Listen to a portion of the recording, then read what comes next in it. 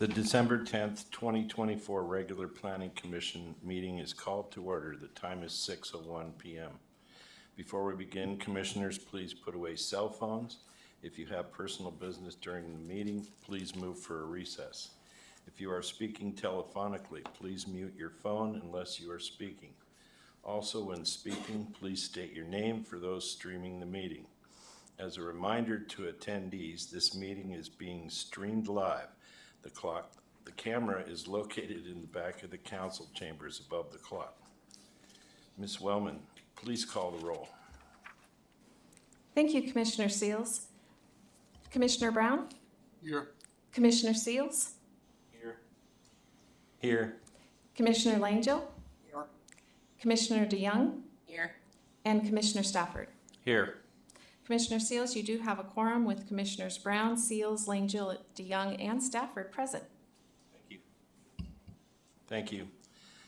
Please stand for the Pledge of Allegiance. Commissioner Stafford, would you please lead us in the Pledge of Allegiance? Yes. So, I pledge allegiance to the flag of the United States of America and to the republic for which it stands, one nation, under God, indivisible, with liberty and justice for all.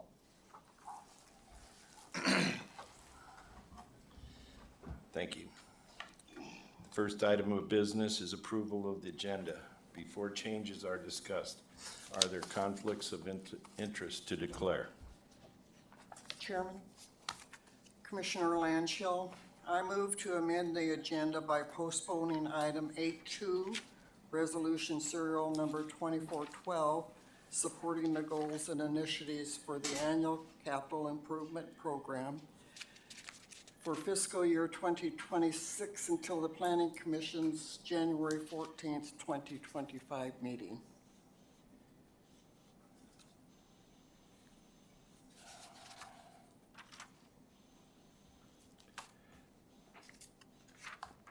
Do we have a second?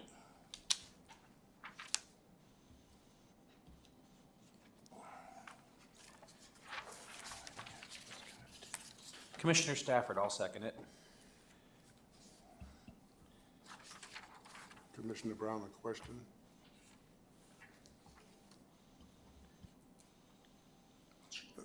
Will that be in conflict with the council approving the budget?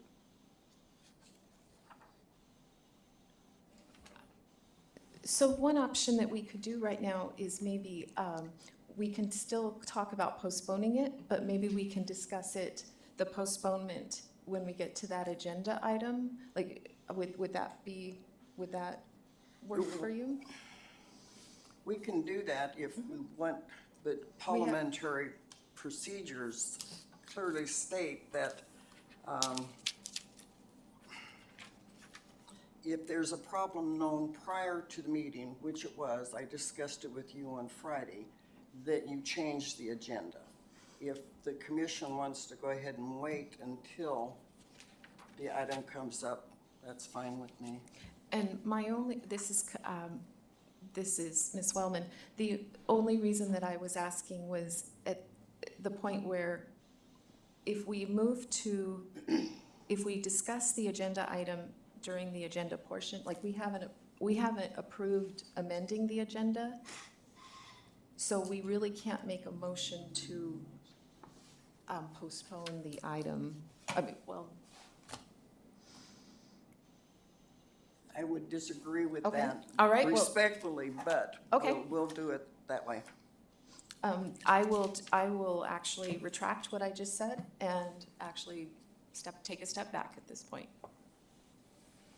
Commissioner Stafford, the reason I seconded it is I was curious as to the reason why.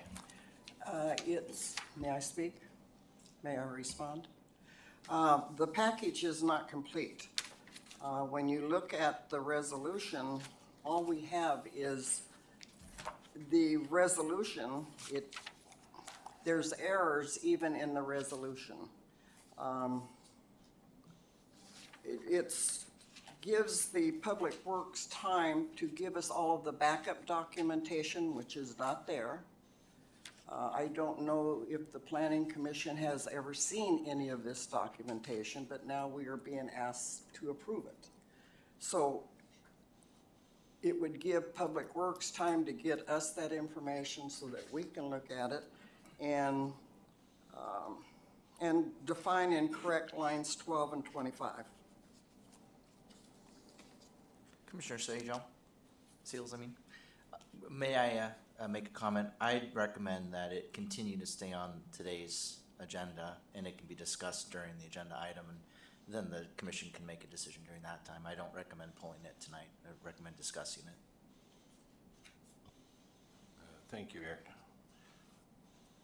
I think at this point, we will wait till it arrives. So because a motion has been, a motion has been made and there was a second for that portion, so maybe we could just vote on just that portion of postponing the Well, item? you can Yes. retract the second if you want. Sorry. So vote on that. I'm gonna be voting no, so I can either retract the second and kill it that way, or just vote no. I don't know if it makes a difference how we do it. I'll retract the motion. And I'll retract my second. Thank you.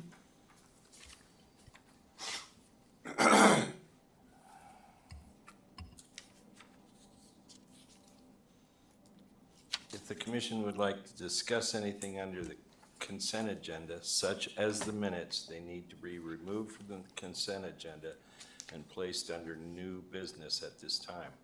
Are there changes to the agenda?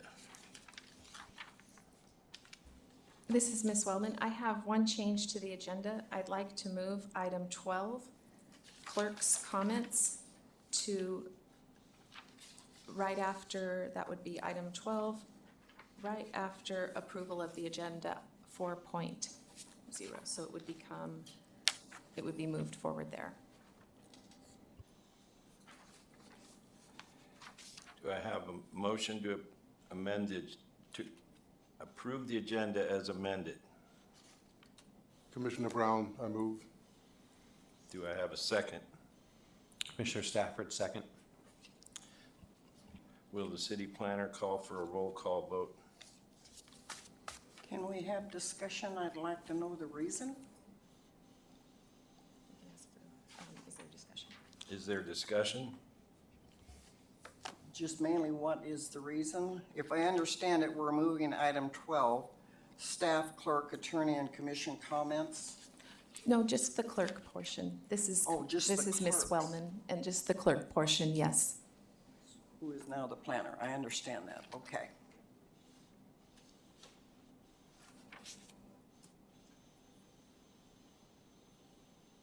I can call the roll call vote. Okay. Commissioner Brown? Yes. Yes. Commissioner Seals? Yes. Commissioner Langill? Yes, Commissioner DeYoung? Yes. And Commissioner Stafford? Yes. It's been moved by, And then we're good to go. Yes. it was moved by Commissioner Brown, seconded by Commissioner Stafford to approve the agenda. So I'll go ahead on item, the change that I just asked for. And the comments that I just wanted to make is I wanted to make a quick announcement because it somewhat affected the order of business here. Because I've been appointed to be the new city planner, and because there were points in here where it calls for the city clerk to make that, to respond, I thought I better go ahead and say that. And I just wanted to thank the mayor and for this appointment. I appreciate the people who have gone before me to be able to pave the path so that I can actually get a lot done. And then I'm also really looking to the future, working with this commission. I'm very excited for that, so thank you. And the next item I wanted to discuss is that we have some requests for items to be put on the agenda for our next meeting. And so what I'd like to do, some of those requests are things that the commission does as listed in our code, under our item 2, or section 2 of the code. And So I thought as a commission, it would be good for you to address those items and look for the whole year, how you would like to start discussing those as a commission. For example, one of the things that you do as a commission is look at the comp plan. That's just an example, but a portion of the comp plan. So we'll start putting these on the calendar and know what to expect. Additionally, we have some training for the commission that will be coming in January from our city attorney, and as well as myself. And then also, as a part of the agenda item where we'll be discussing all the agenda items, just some procedures, some things of how things work, like if you would like something on the agenda, things of that nature. So we all have a clear path of what that looks like, and everybody feels comfortable, and you don't feel like you have a ton of questions with no answers. So, thank you.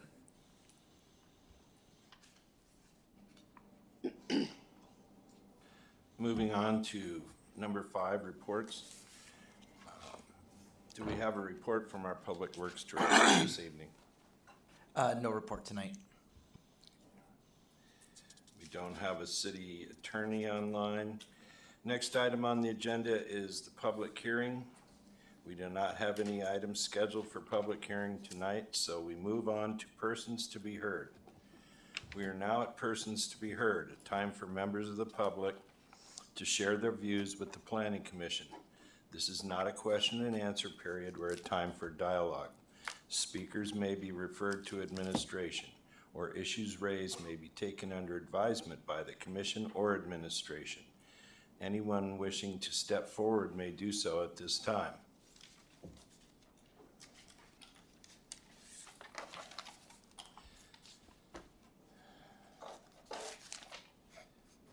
Welcome. Please write your name and contact information on the sign-up sheet. When you are finished, state your name for the record and you will have 3 minutes to speak.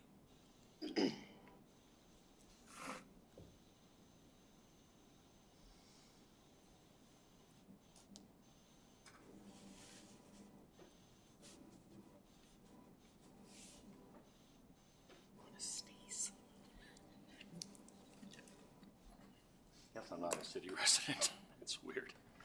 I live just outside the city, but I have a business inside the city. Does that make sense? Okay. So I need to push this? Yeah, and I should have. That? There you go. You're good. Got it. Okay, my name is James Martin. I have a business on Main Street and Swanson. I've been there for the better part of 35 years, closer to 40.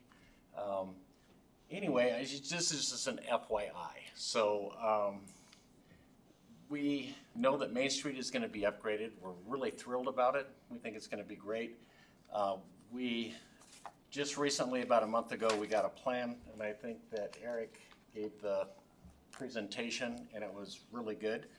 And so we went and looked at the plan, and then we just recently requested just to come and kind of look at it and see what the details were.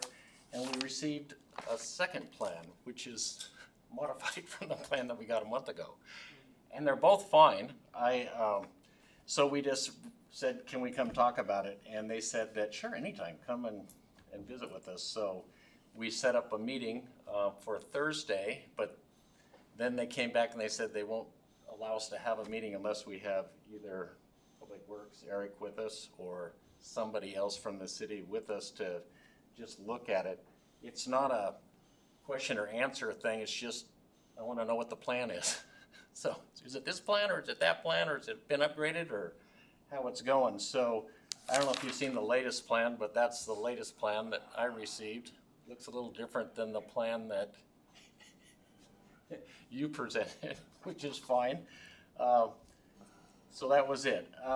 The other thing is that our public comment period was, the last one that we had was 2014. So that was 7 years ago, and that was at Matsu Menard, at the Menard, where they actually gave a presentation on what they were going to do with Main Street. So 7 years ago was the last time the public had an opportunity to talk to them. And I have that record. So it started in 2012, and then 14, and then 15, and then 16, 17, then 2017 was the last time that we had a transportation fair that the public had an opportunity to look at the documents. So it's just been a long time, 7 years. I like the progress that's being made, I just need to be informed. They said the next time that, so it was supposed to be planned for this Thursday, and then that changed to January, and so in January, it's gonna be the same thing. It's gonna be another one of these transportation fairs at the Menard sometime in January, just for an FYI. I would like to look at it sometime on Thursday if somebody's available. Apparently they won't talk to me unless somebody from the city is there. That's it. Thank you. Thank you. Question, did they have a time on Thursday? Did they have a time? 12:30 Where? at the transportation office on Seward Meridian. And it would be with Clint Adler, Oh, at DOT. DOT, right. I mean, it's just to review not any discussion other than, is this what the final phase is? Because they're at like 95% drawing, so I'd like to just know which one is which. FYI. Thank you. Is there anyone else wishing to speak tonight?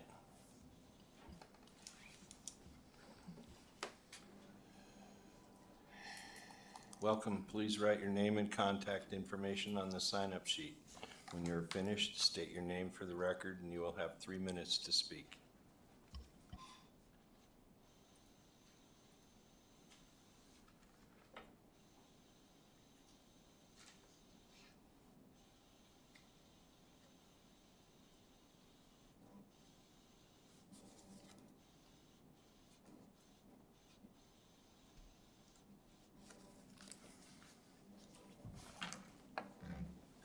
Good evening. My name is Richard Fitzwater. I don't live within the city limits, but I do live near the sewage treatment plant. And I have heard that there is plans to dump treated sewage water into the, I guess, the low-lying area there. So I'm just trying to find some information on it and see if that's on the agenda or not, because I am really concerned if that does happen, what's going to happen to our wells. Because I don't remember where the documentation came from. This may not be the place, but it's what I know for now. But I am concerned about that water has a lot of nitrates in it, which comes from sewage. And so I'm really concerned about saturation to the point that our wells could be affected. And so I'm just trying to find some information, see what's going on. Maybe it's another venue someplace else, but I figured start here and see where it goes, because it isn't within the city limits of Wasilla. And I'm not, and a lot of the neighbors are not too far from there, so I'm just concerned, just want to know what's going on and see what other alternatives there may be if they're going to dump a lot of sewage water into this low-lying area, which is full of nitrates, which could affect your wells if you have wells in that area. So that's all I have to say on that. Other than that, city's been doing a great job fixing the roads. I'm glad Seward Meridian's getting fixed. And there's other things there that the city's doing that's been really nice, even though they may not be within the city limits, but that's all I have to say. Public Works Director, would you like to comment on this issue? Yeah, absolutely. Tomorrow, here at 6 p.m., we're having a public meeting about that project. Okay, great. So our contractor and consultant, Stantec Engineering, will be joining us, and we'll have scientific information, we'll have boards, we'll have all the answers to your questions. Okay, is it here then? Here tomorrow at 6 p.m. Is it already a done deal, or is there still room for discussion on it? Well, we're trying to get the permits, so there's definitely room for discussion. Okay, all right, I appreciate it, thank you all. Thanks. Thank you. Anyone else wishing to speak? I guess on this subject, I do have a question for the Public Works. Is that allowed?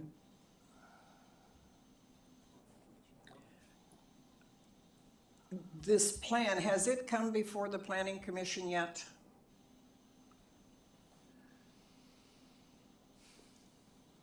Well, Well, this sewer plant has also been in process for about 7 years.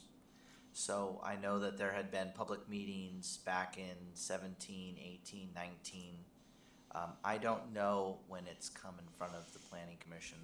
We're still in the permitting process with ADEC and working with the neighbors.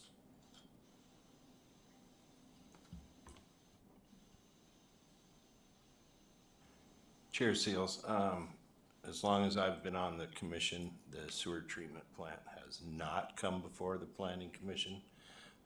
We've been waiting for contract information, and the previous planner did not bring any of this forward. Commissioner Brown, it did come back earlier prior to your tenure coming for the planning commission. Thank you, Commissioner Brown.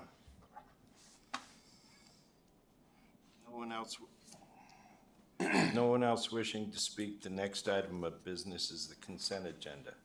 Would the city planner please read the items for approval under the consent agenda into the record?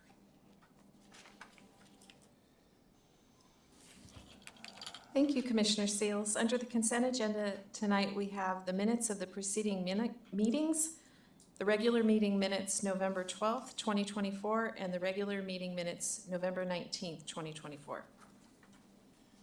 Is there a motion to approve the consent agenda as read? Commissioner Stafford, I move we approve the consent agenda.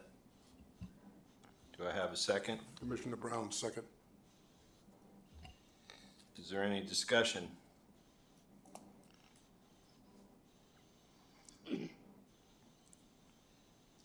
Hearing no, and are there any objections to the motion?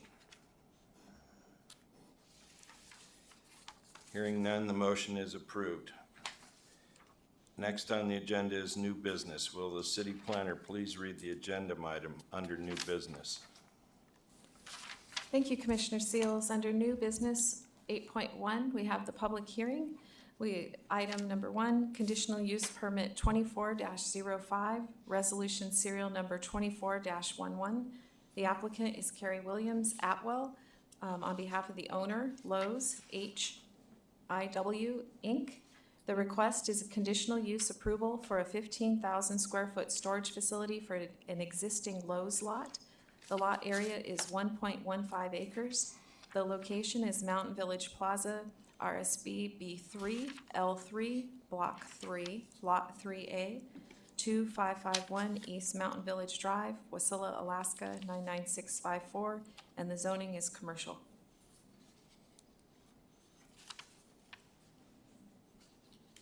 Will the city planner please provide a report? Thank you very much. So this is our staff report for conditional use 24-05 and the summary facts, just going to read down. As mentioned a moment ago, the summary facts were written. The one thing that, well, we'll just go ahead and read it again. The applicant is Carrie Williams with Atwell. The owner is Lowe's HIW Inc. Proposal, conditional use permit for commercial use. The request, conditional use approval for a 15,000 square foot storage facility for an existing Lowe's store. The location is Mountain Village Plaza, RSB B3, Lot 3A, 2551 East Mountain Village Drive, Wasilla, Alaska 99654. Parcel size 1.15 acres. Existing zoning commercial, existing use commercial, future land use commercial. The surrounding uses to the north is unzoned, it's outside city limits. South, commercial, east, commercial, and west, commercial. The staff recommendation. The staff recommends approval of the request with conditions based on findings of compliance with applicable criteria established in section 16.16.050 of the Wasilla Municipal Code. Summary of the request. The conditional use approval for construction of a 15,000 square foot storage facility for an existing Lowe's store located at 2561 East Sun Mountain Avenue, Wasilla, Alaska 99654. The project consists of a new detached 15,000 square foot storage building and will be located on Mountain Village Plaza, RSB B3, Lot 3A. 2551 East Mountain Village Drive, Wasilla, Alaska 99654. Because the project exceeds 10,000 square feet of gross floor area, a conditional use permit is required per the district use chart found in Wasilla Municipal Code 16.20.020. The applicable provisions. The following requirements from Wasilla Municipal Code 16.16050 are applicable to this request for approval for a conditional use permit within the city of Wasilla. The findings. The compliance with Wasilla Municipal Code 16.16050 general approval criteria. Neighbors. Due deference has been given to the neighborhood plan or comments and recommendations from a neighborhood with an approved neighborhood plan. The staff finding. This criterion is not applicable since there are not any approved neighborhood plans in the area. However, a notice of public hearing was mailed to 61 property owners with a 1,200-foot radius of the proposed development on November 22nd, 2024, to inform them of the proposed development and allow them time to provide comments and concerns. At the time of packet preparation, no public comments were received. Staff will provide any additional comments received at the Planning Commission meeting on Tuesday, December 10th, 2024. Second, plans. The proposal is substantially consistent with the City Comprehensive Plan and other city-adopted plans. Staff finding. The criterion is met. The subject property is shown as commercial on the future land use map of the Wasilla Comprehensive Plan. The commercial land use designation is intended to promote commercial activity. The proposed commercial use is in accordance with the future land use designation of the Comprehensive Plan. 3. Special uses. The proposal is substantially consistent with the specific approval criteria of Wasilla Municipal Code 16.16.060. The staff finding is this criterion is met. There are no special use approval criteria in Wasilla Municipal Code 16.16.060 applicable to this project. 4. Reviewing parties. Due deference has been given to the comments and recommendations of reviewing parties. Staff finding. The city sent 32 notices to reviewing parties in accordance with Wasilla Municipal Code 16.08.040. At the time of packet preparation, 2 comments were received, each with no concern. Any comments received after distribution of the packet will be provided at the public hearing and be addressed at that time. 5. Neighborhoods. Due deference has been given to the neighborhood plan or comments and recommendations from a neighborhood with an approved neighborhood plan.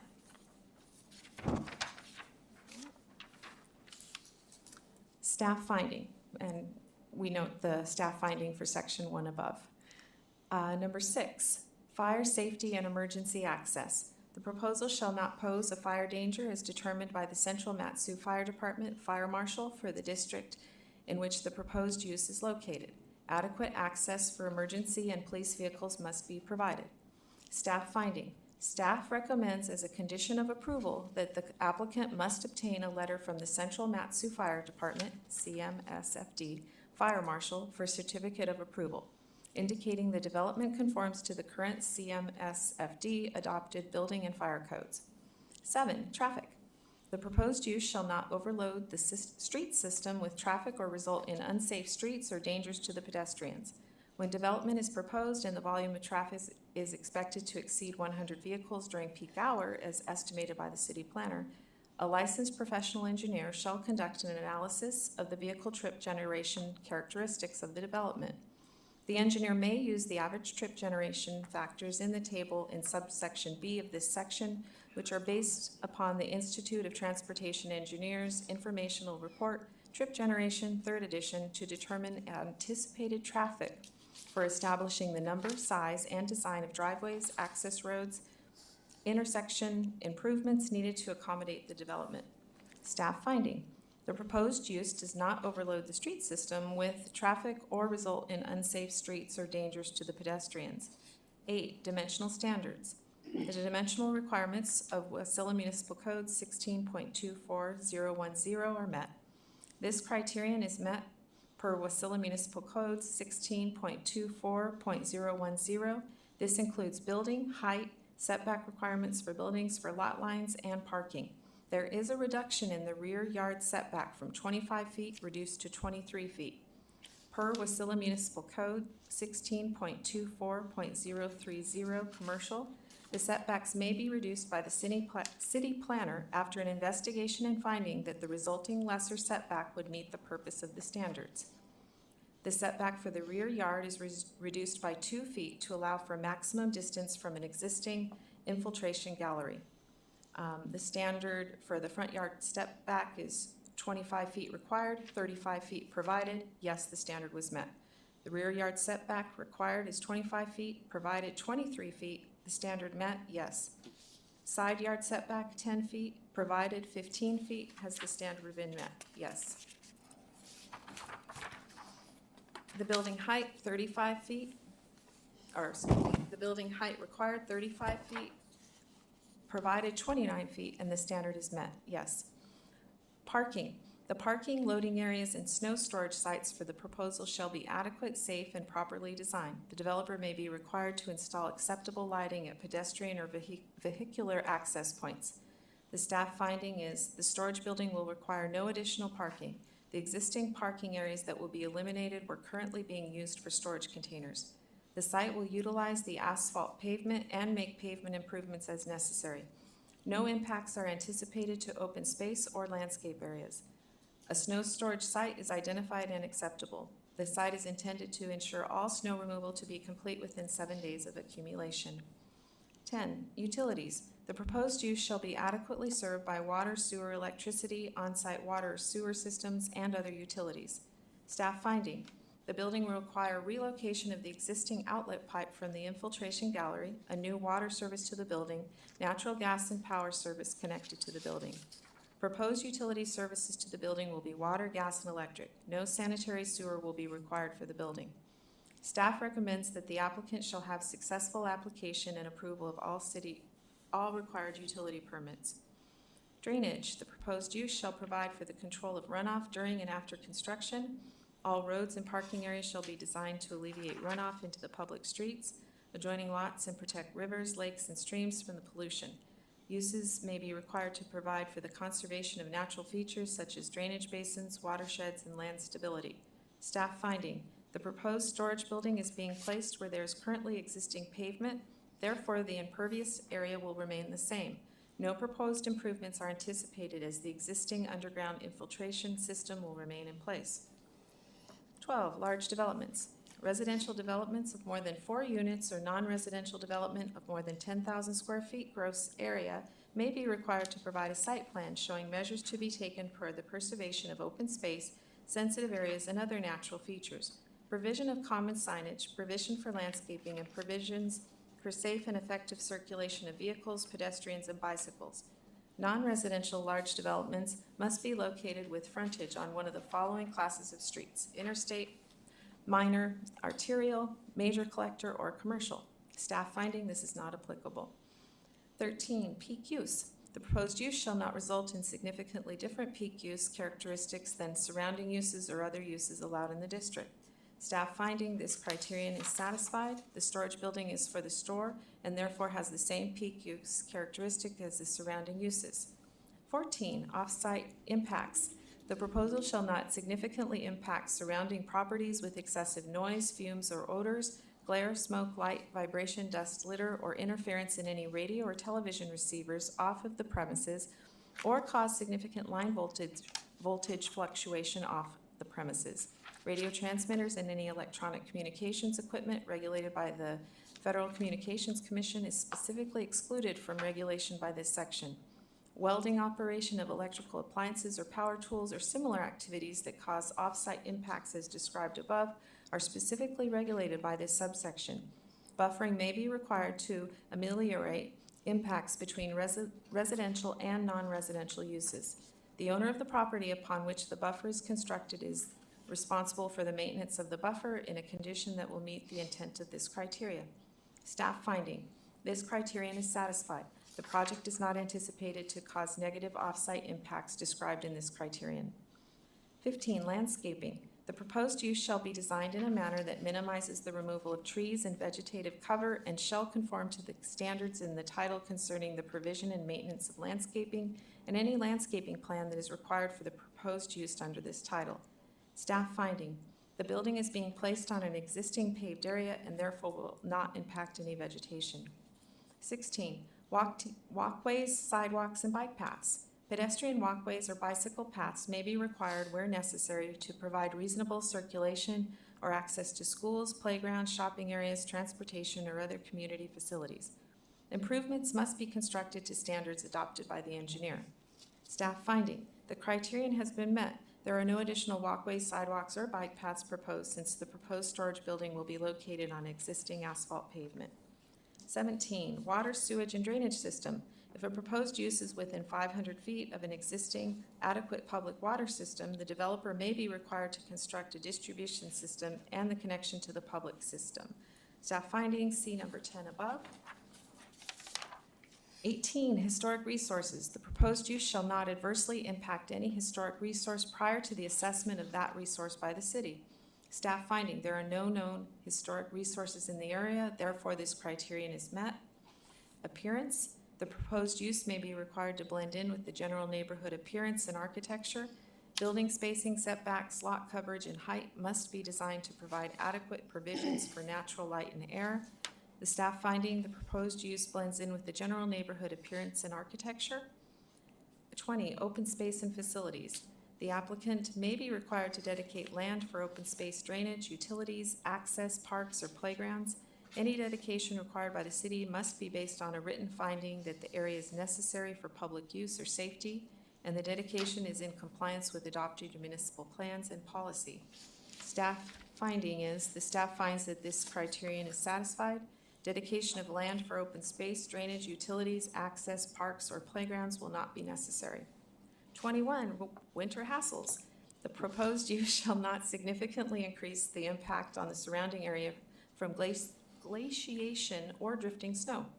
Staff finding, the criterion is met. The existing subsurface stormwater management system is to remain.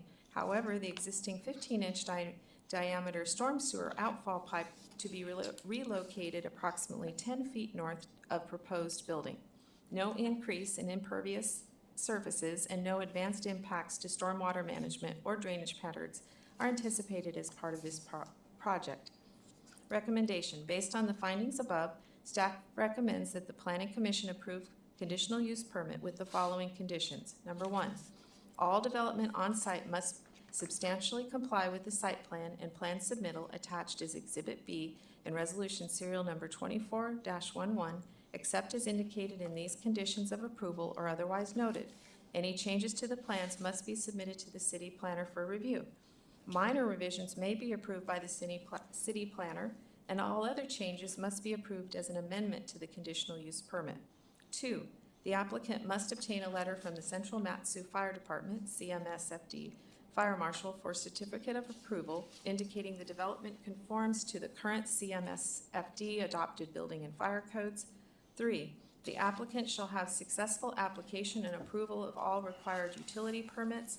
And 4, the applicant must obtain a sign permit for any proposed signage on the property and comply with code requirements as indicated by the city planner.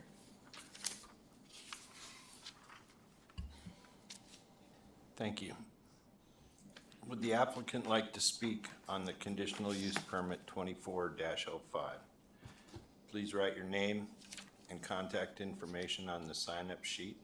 When you're finished, please state your name for the record. You will have 5 minutes to speak.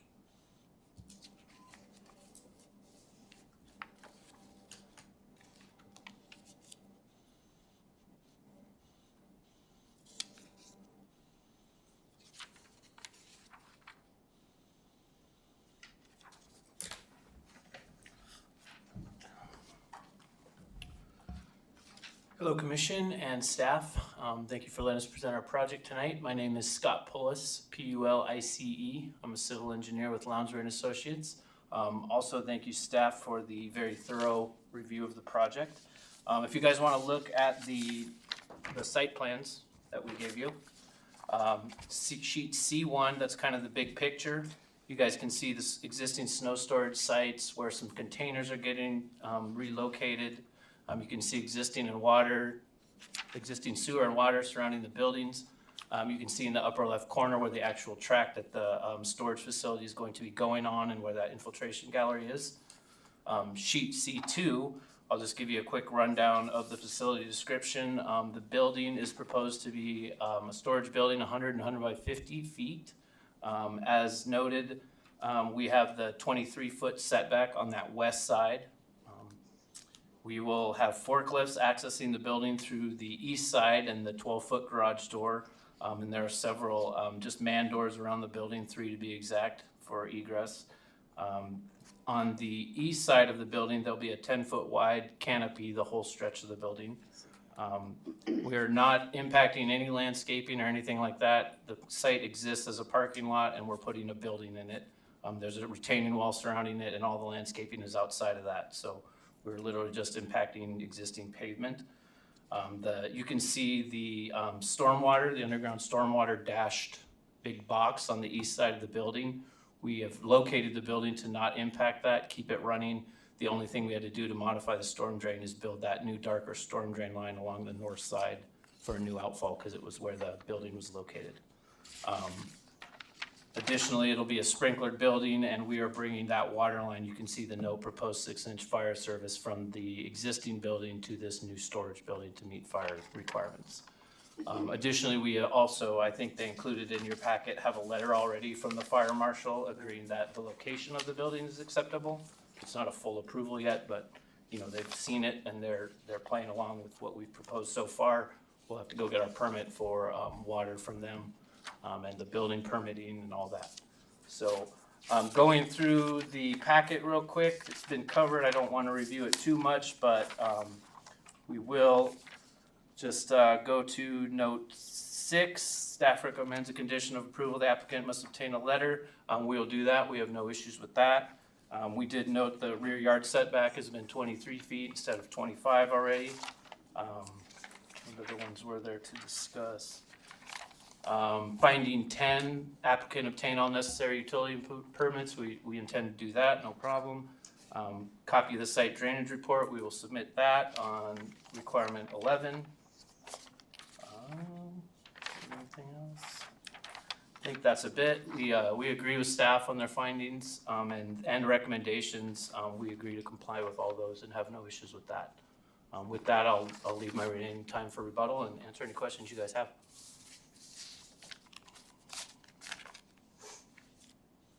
So I do have a question. So the currently on this spot is containers, it sounds like?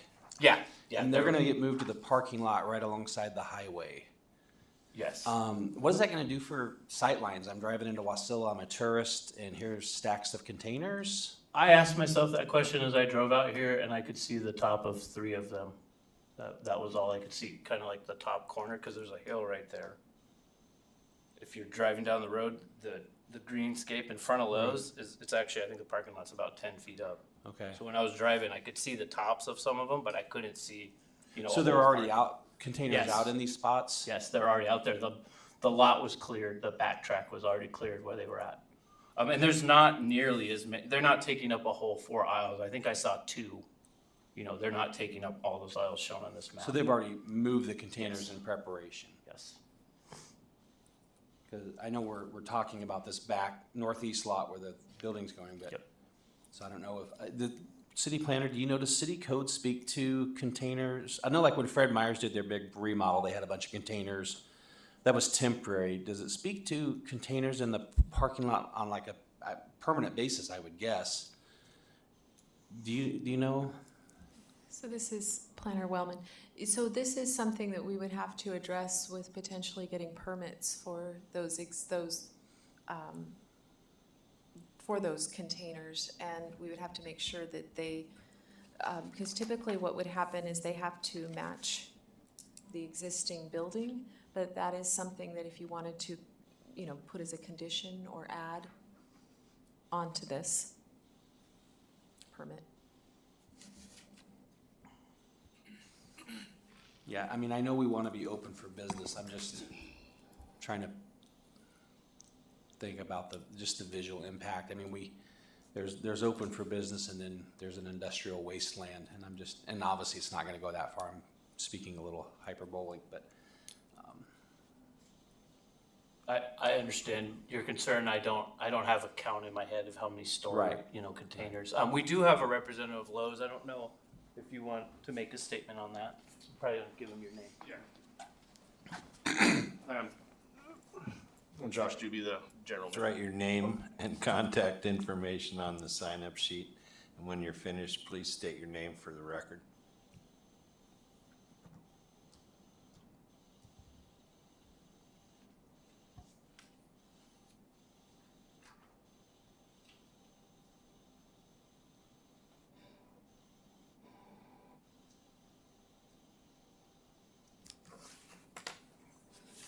My name's Joshua Doobie. I'm the general manager at the Lowe's here in Wasilla. I've been in that location for 2 years now. The storage containers were moved there temporarily to the front to preparation to deal with the winter access to the early build that they plan on assembling. Your mic closer, please. The storage containers are only gonna be there temporarily until, and then whatever is remaining will be moved to the back corner of the lot. The purpose of building this building is to remove those storage containers. I have 50 of them to operate my building. So my store operates at almost $18 million worth of product. And the building was never built for the amount of volume that we do. That's the main issue. So it actually ended up becoming a safety issue for my associates. With the high wind, darkness, winter, accessing in and out of those storage containers using headlamps, power equipment, it can be a safety issue. That's the main reason why they're trying to get this building assembled. So.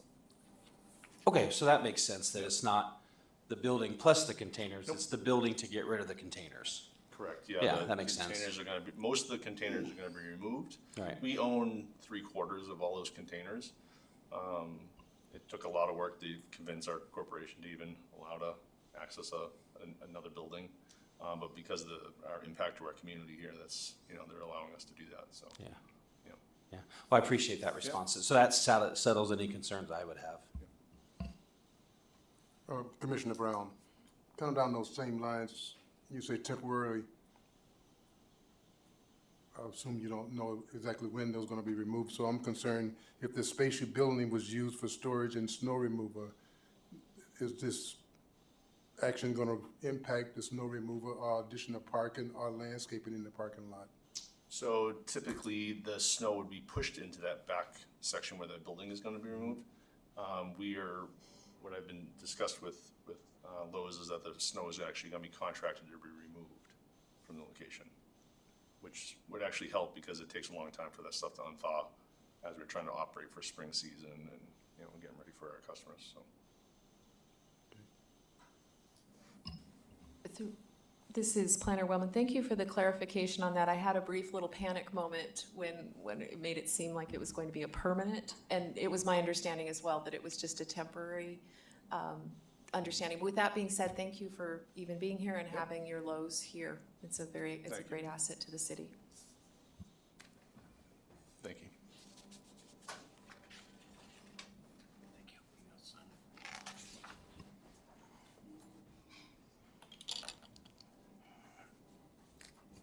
The public comments portion of the public hearing is now open for conditional use permit 24-05.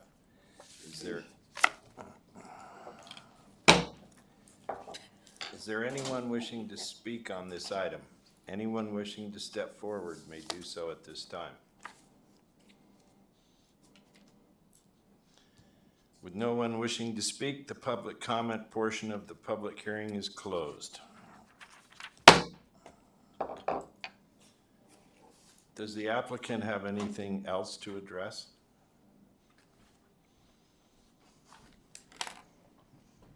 No, we have no additional further comments. Sorry about the container storage misclarification there. Me and Carrie prepared it together. That was one little detail I didn't know. Thank you for being here. We have no other comments. Thank you. Thank you. Now I need a motion to approve conditional use permit 24-05, resolution serial number 24-11. Commissioner Stafford, I move that we approve conditional use permit 2405, resolution 2411.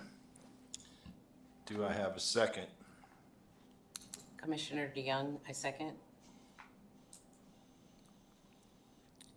Is there any discussion by the commission? Mr. Chairman, Commissioner Langill, I do have an amendment.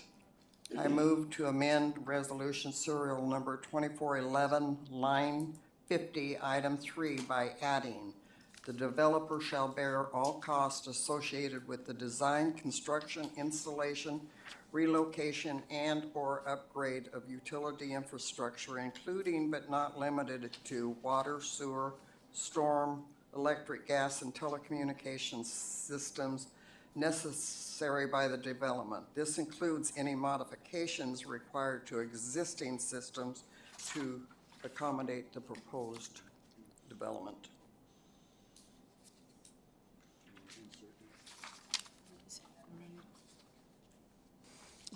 Commissioner Langill, just to verify, you're on page 52 of 546?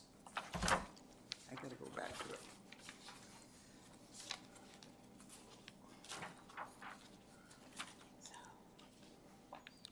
Okay.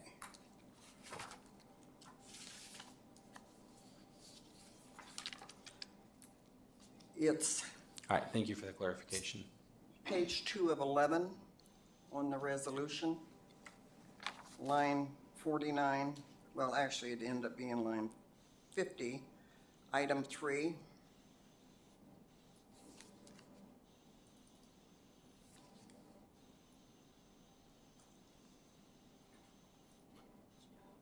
And I'm sorry, when you were reading, I was distracted trying to find it. Can you read it one more time, please? Your amendment?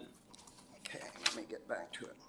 The developer shall bear all costs associated with the design, construction, installation, relocation, and/or upgrade of utility infrastructure, including but not limited to water, sewer, stormwater, electric, gas, and telecommunications systems necessitated by the development. This includes any modifications required to existing systems to accommodate the proposed development.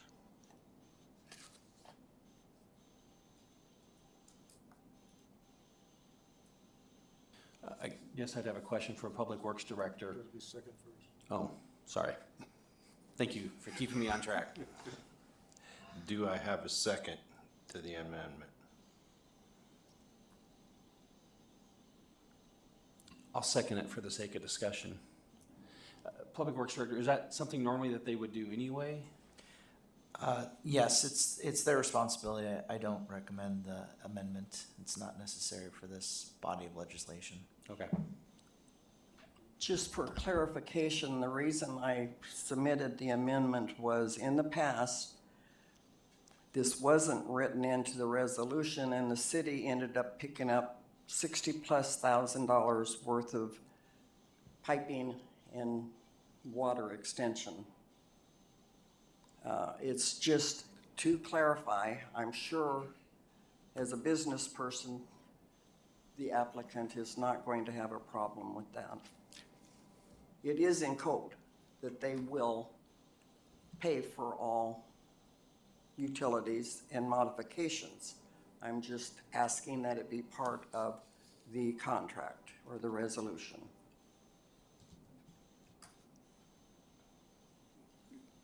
Down those lines, I was gonna save it for the main motion, but being concerned about the condition of the city utilities to Public Works, I'm assuming you see no negative impact on the water system, sewer system that we currently have. We've been involved with discussions with the applicant from the beginning, and we are not concerned about it. Okay. We're happy to work with the fire marshal too as they evaluate their concerns, and we feel very comfortable with this development. So I think if that resolution is necessary, I would just call out the code that it's referencing. I think it's kind of a verbose resolution amendment. I don't think it's necessary in this document.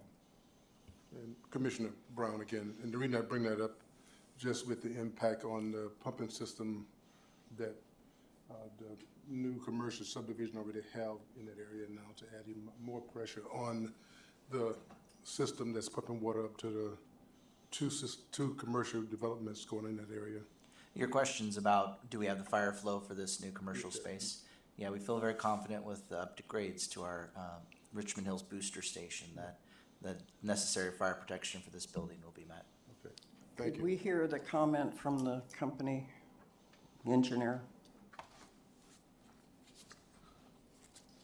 We're using the existing fire pumps we're basically connecting the service to the warehouse. So the existing building will use the fire pumps to power those sprinklers. So there's no new demand to the system. Thank you.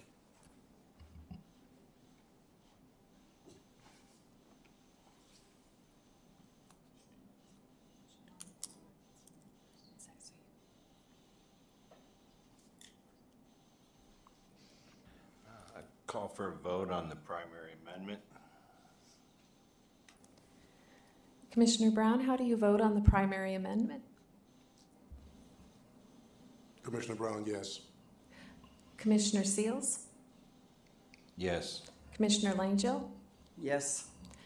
Commissioner DeYoung? Yes. And Commissioner Stafford? No.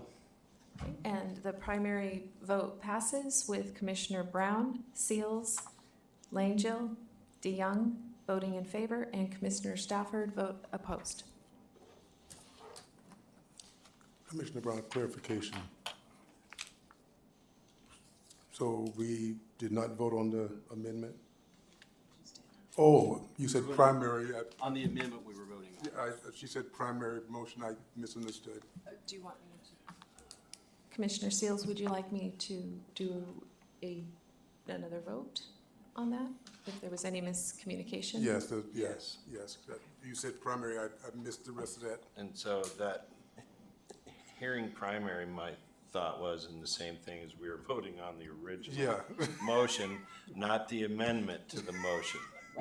So I think we should vote on the amendment to the motion, Yes, and then we can go ahead and vote on the motion. yes. Thank you very much. So I'll do this again, and so this is voting on the amendment to the main motion. And so Commissioner Seals? Excuse me, the motion for the amendment has passed. That's fine. That's fine.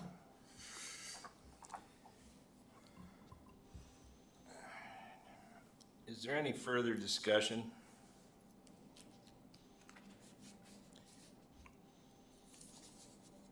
With no further discussion, will the city planner please call for a roll call vote to approve conditional use permit 2405, resolution serial number 24-11? Thank you, Commissioner Seals. Commissioner Brown, how do you vote? Commissioner Brown, yes. Commissioner Seals? Commissioner Seals, yes. Commissioner Langill? Yes. Commissioner DeYoung? Yes. And Commissioner Stafford? Yes. And that passes unanimously. Thank you.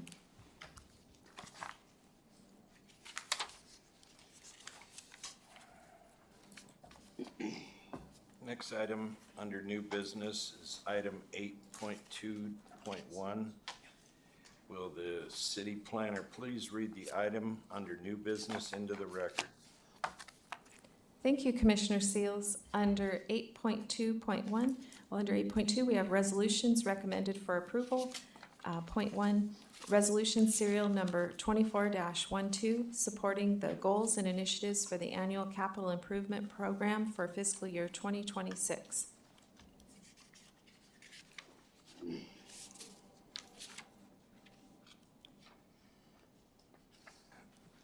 Chair Seals, will the Public Works Director please provide a report?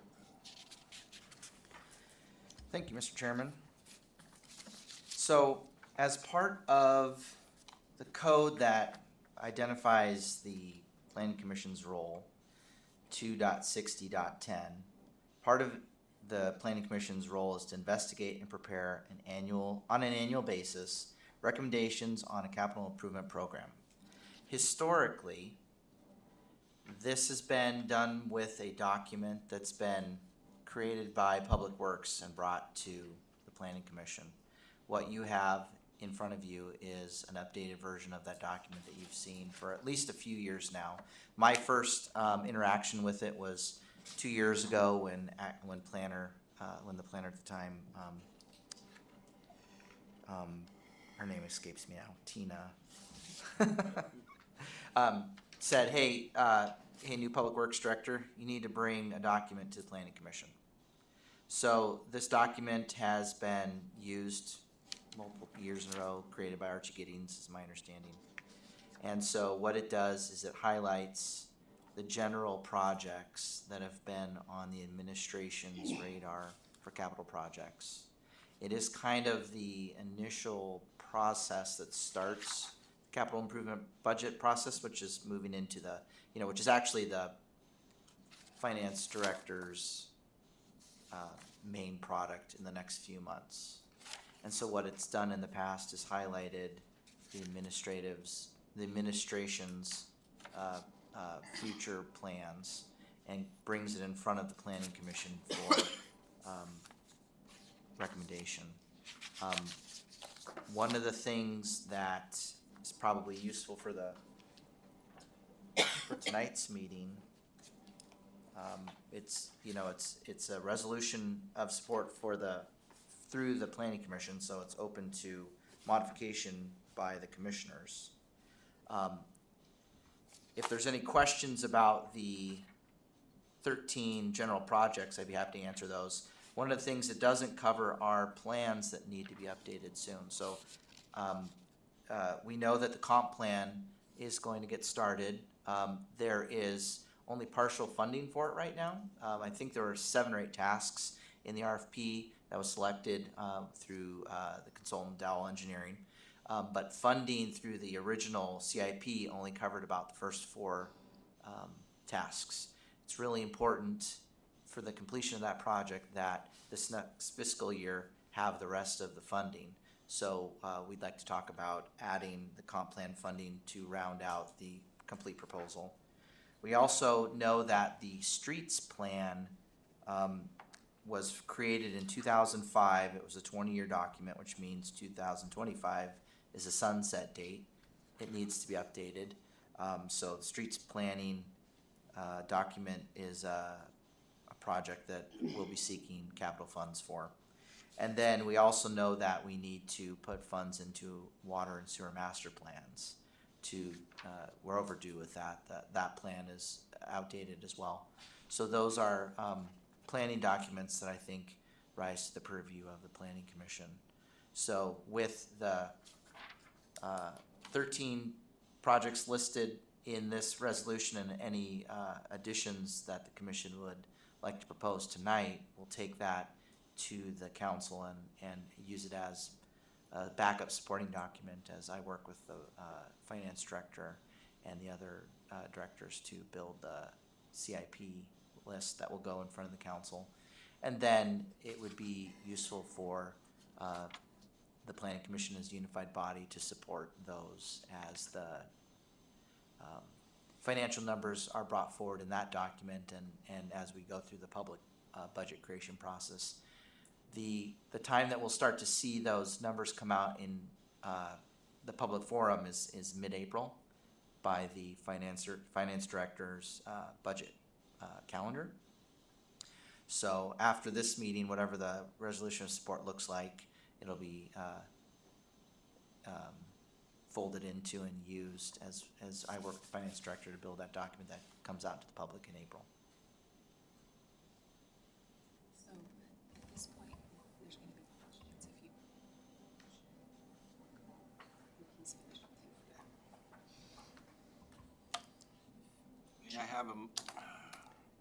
May I have I have a question for the Public Works. One moment, please. Okay. May I have a motion to approve resolution serial number 24-12? Commissioner Stafford, I move we approve 24-12. Do I have a second? Commissioner Brown, second. Is there any discussion? Question for the, go ahead. I think we were motioning for you to go ahead. Oh, I thought he was. No, it was, you. yeah. Again, I go back to, you're correct. 26010B1234 is very clear, and it mandates that the planning commission be the lead on these projects. And my concern, and correct me if I'm wrong, when was this ever presented to the planning commission? And how many projects did it start with? And how many has been deleted? Was the commission part of that discussion? Which ones would move forward? Which ones would fall away? That is not the planning commission's role. So to be involved and to review is part of your role, but to build it is not the planning commission's role. So. I understand that, but the commission takes the lead. No, it does not. It is just to review and recommend. The planning commission does not take that role.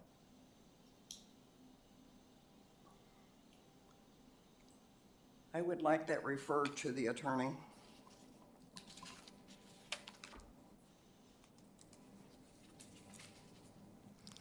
We can move that forwarded to the attorney.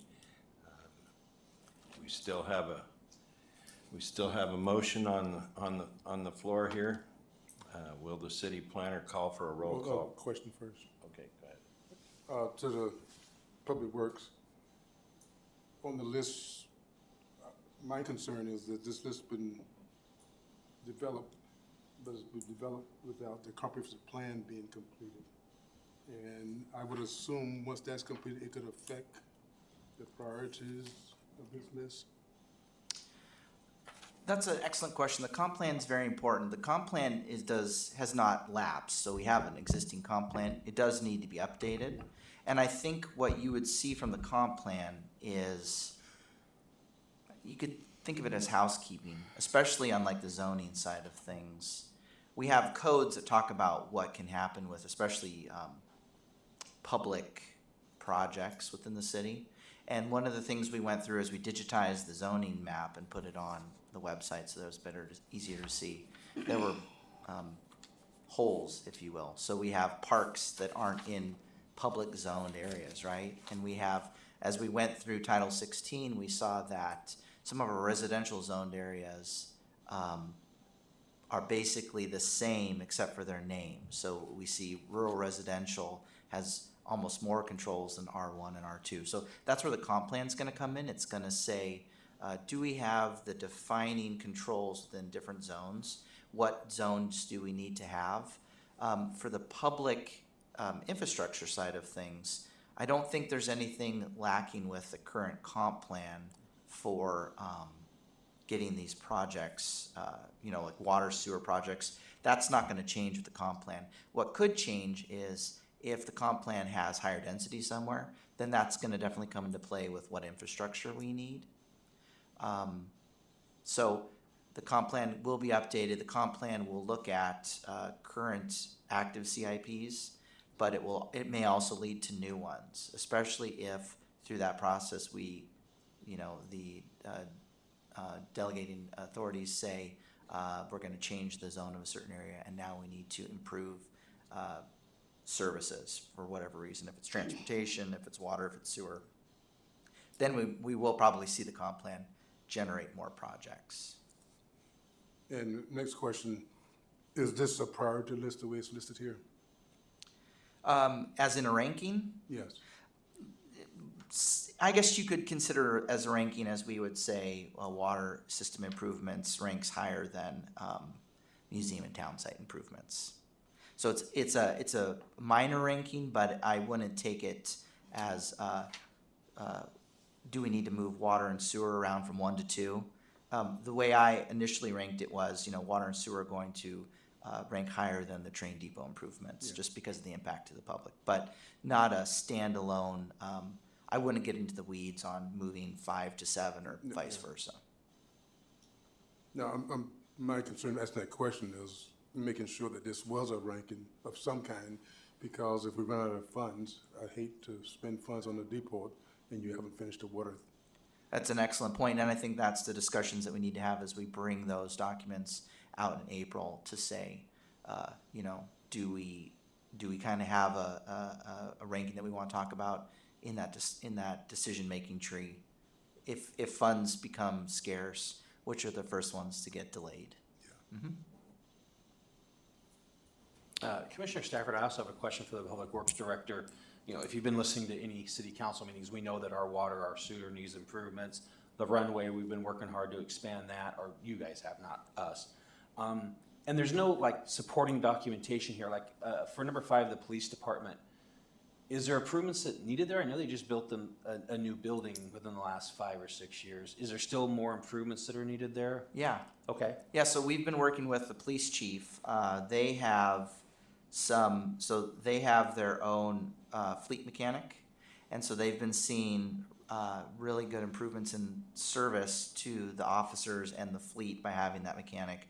And one of the things that they've done is acquired the rims necessary to keep winter and summer tires rim bound and mounted to balance at all times, which means they are storing a bunch of complete tire sets. And so one of the capital improvement requests that are going to come through the chief in that April document is storage for those tires and possibly another bay on the mechanics shop to have more space to do those tire changeovers. Because you can imagine, I think they have at least 60 vehicles. You can imagine the time it takes to swap tires on 60 vehicles twice a year.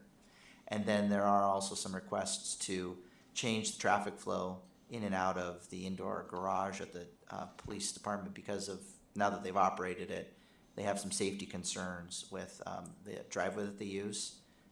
Cops rush to the scenes of events, and so they've had some close calls with the driveway, so they want to turn that around. And then we have been working with them to identify the funding needs to add emergency fuel storage. When we're in an emergency situation, you can't get fuel from the local fuel vendors. Either they don't have power or they don't have internet, or both, and they don't sell fuel. So we've already secured some funding for a tank. We're adding that capacity because they're not only seeing the resiliency that they need, but they're also seeing savings by buying in bulk. Okay. Again, I was just under the assumption a new building would have all the needs, but you're right. Sometimes you don't know what you need till you get in there and you're like, oh, we didn't think about this or that. And they've grown, right? So we have the best response in the valley for law enforcement. We support the troopers and Palmer again and again, and so what you see, the calls of service have gone up, and so they are, when they're fully staffed, which has been a new event in recent years, they have a lot of officers coming and going. So there's more use than was even anticipated when they designed it 7 or 8 years ago.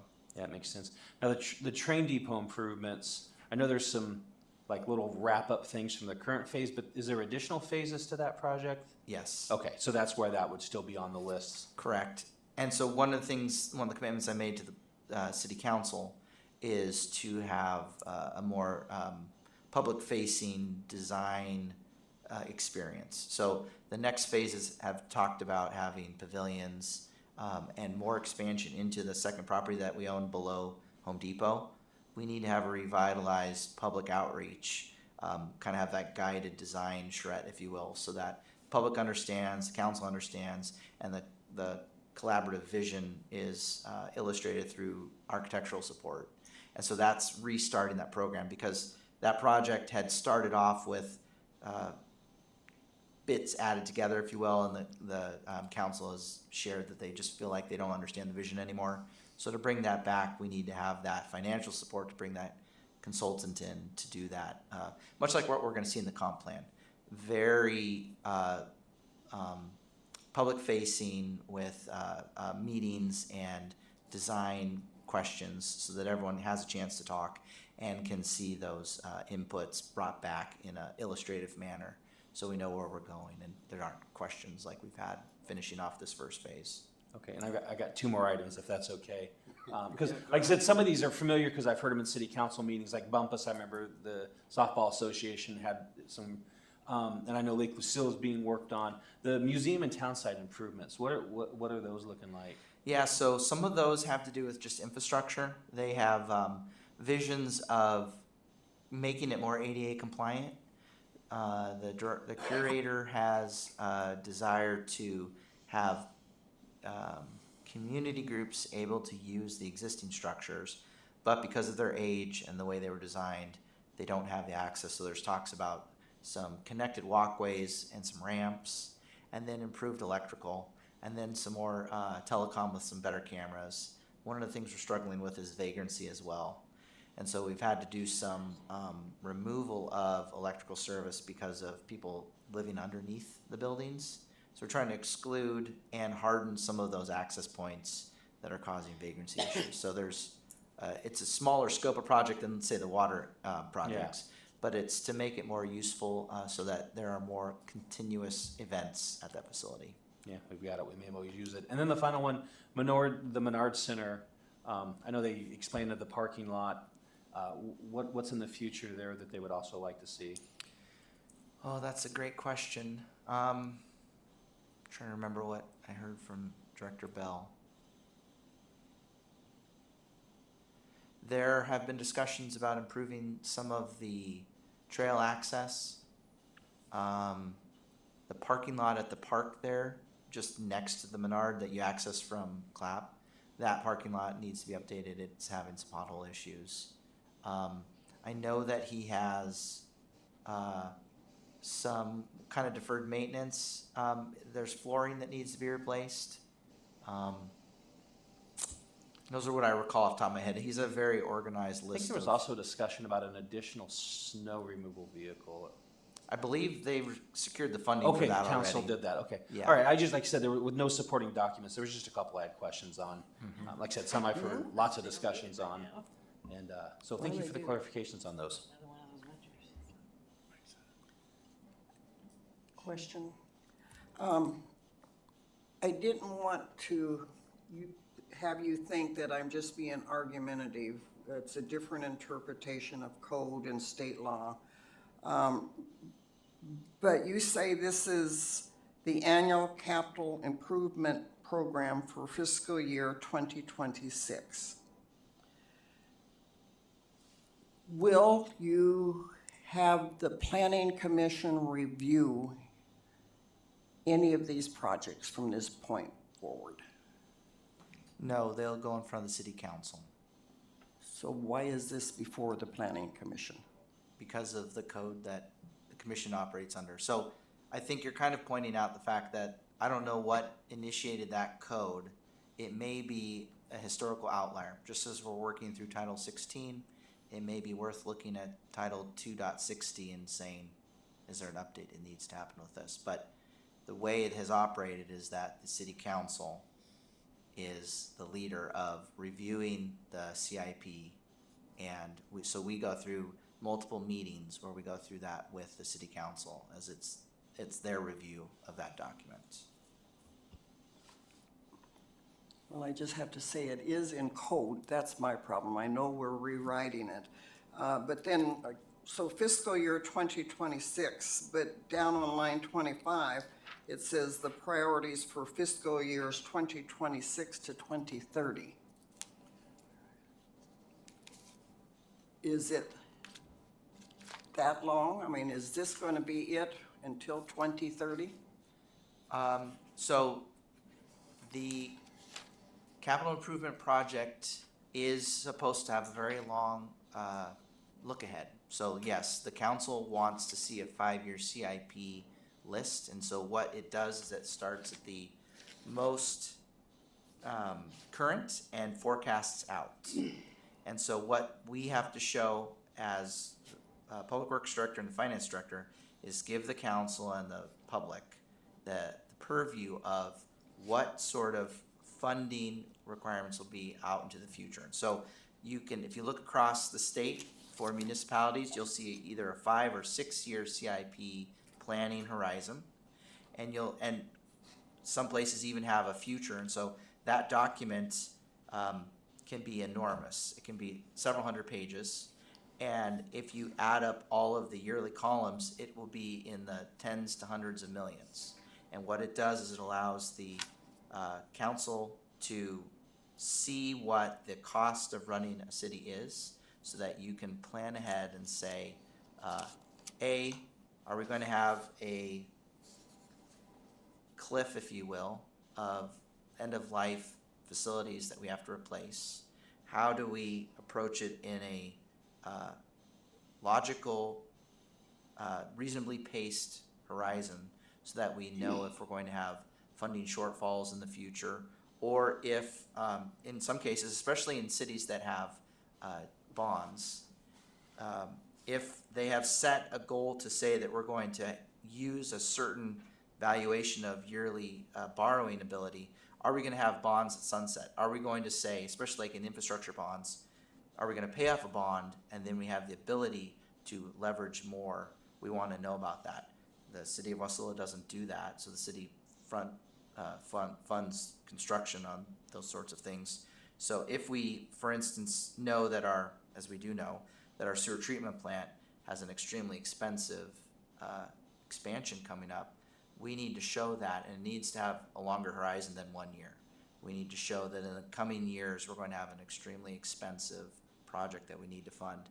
And then we can either start to save, we can move towards grants. We have the ability to plan ahead and try to be wise in how we fund those immediate needs and future needs. Just two more questions. On number 2, sewer system improvements, is that going to include a sewage treatment plant? Yes. It will, okay. And then number 6, the DOT project partnerships, is that going to include Main Street? Yes. Okay. To Public Works and to the city planner, is there a easy way to get a brief synopsis on each one of those to present to us the next meeting? Yes. And I can build it off of the last CIP. None of these are new. You're right. Yeah. Just so everybody just have a bird's eye view of what each one of these projects. Yeah, so I can the big submit issues. an IM of synopsis on those. Okay, thank you. And I've just got a couple clarifying questions following up on Commissioner Langill. So really, this is just kind of an advisory vote. The city council can do whatever they want. That is correct. Okay, yeah. And then the second one concerning the timeframe. So a year from now, we're gonna get another thing like this that says for fiscal year 2027, and down on the range, it'll say for fiscal years 2027 to 2031. Correct. Is that, yeah, okay. Yes. So it's just, yeah, okay. Chair Seals, I've looked at several of these over the years, and these are basic. I look at each one of these items, and they definitely need funding and action done on them. Basically, we're giving the way I see it is we're giving the city council our approval to, because we don't get to vote on any of this money. So it's basically a letter of support to the council for these items, is what it basically comes down to me. And next year, we'll see another one, like Commissioner Stafford said, the date ranges will be changed. There may even be 1 or 2 items removed or added to the list. But basically, we're just, the way the code is, we're supporting the actions that's gonna take place in the council. And that these are viable items that need to be looked at and addressed by the council. I would agree with that. And I would add, if there's something that you need, like those plans that we talked about, this would be the time to include those through an amendment. So if we don't give approval, they don't do it? They're gonna do it anyway. Right. Just one more question for clarification. You know, where it says, whereas section 260, blah, blah, blah, requires the planning commission to annually make recommendations to the city council regarding the program. What this resolution is doing, saying, this is our recommendation. Unbeknownst to us what it is, we're just saying, go forth. That is what I'm getting out of this. Commissioner Brown, you're partly right, but that's why Public Works is here tonight, to clarify any issues we have before we give that approval or give that support. And I think you've done a good job of answering our questions. And like me, I want a synopsis of each one. I think this is a time, if we need additional information on a project, we can ask for that before we give our support.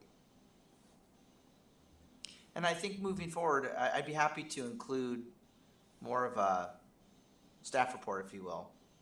So to have the resolution followed by, or, what am I trying to say?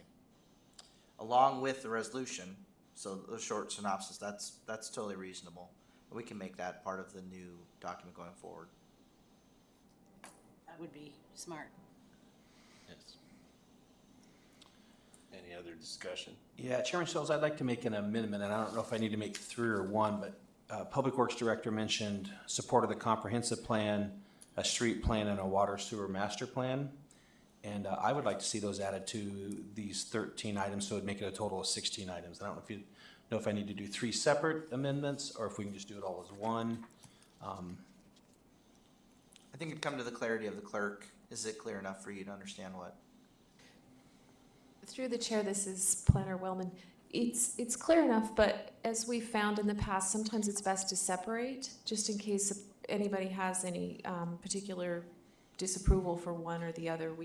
Would that work for you? Yeah, then I'd like to amend my amendment to, we'll start with the comp plan. I'd like to make an amendment that we include the support for the comprehensive plan on this list. Commissioner Brown, second. And I'll go ahead and vote on that first one there. Let's see, Commissioner Brown, Yes.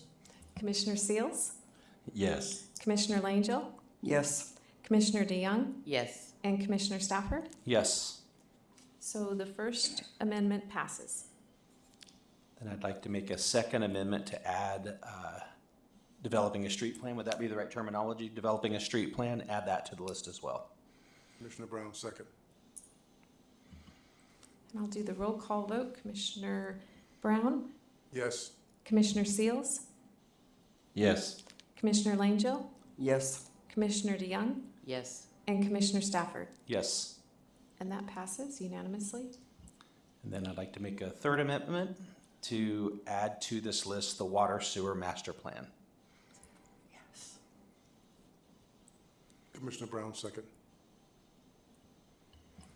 And we'll go ahead and vote on that. Commissioner Brown, Yes. Commissioner Seals, Yes. Commissioner Langill, Yes. Commissioner DeYoung, Yes. and Commissioner Stafford. Yes. And that passes. Is there any other further discussion? Commissioner DeYoung, I have a question. So to Public Works, so you're gonna submit a brief synopsis on the 16 general projects? Yes, there'll be as an information Perfect. packet in the next planning commission. Do we have enough time to get it in the next? When is the next one? We skip. Clarification, is that before we vote on the resolution, or are we voting on the resolution and then adding this to our agenda at the next meeting? We can't wait till then. The way I understand the proposal is you'll vote on this tonight, yes or no, and then I'll submit for your information at the next meeting for your review. I won't be there for comment, it'll just be for you to know. Commissioner Brown, that was my request.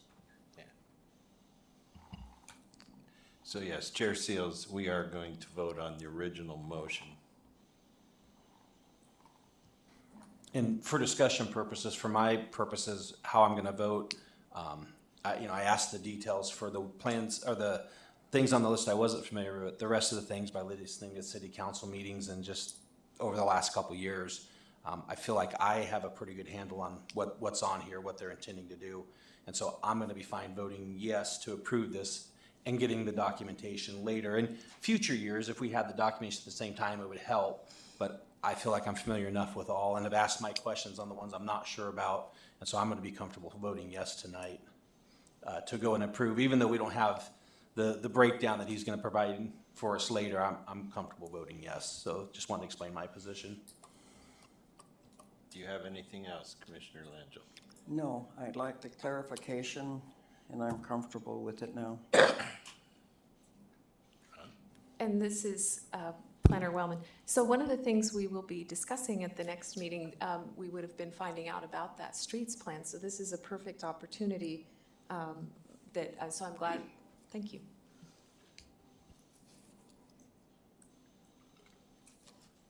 Can I call for a vote, please? So roll call vote, and Commissioner Brown, Yes. Commissioner Seals, Yes. Commissioner Langill, Yes. Commissioner DeYoung, Yes. and Commissioner Stafford. Yes. And that passes unanimously.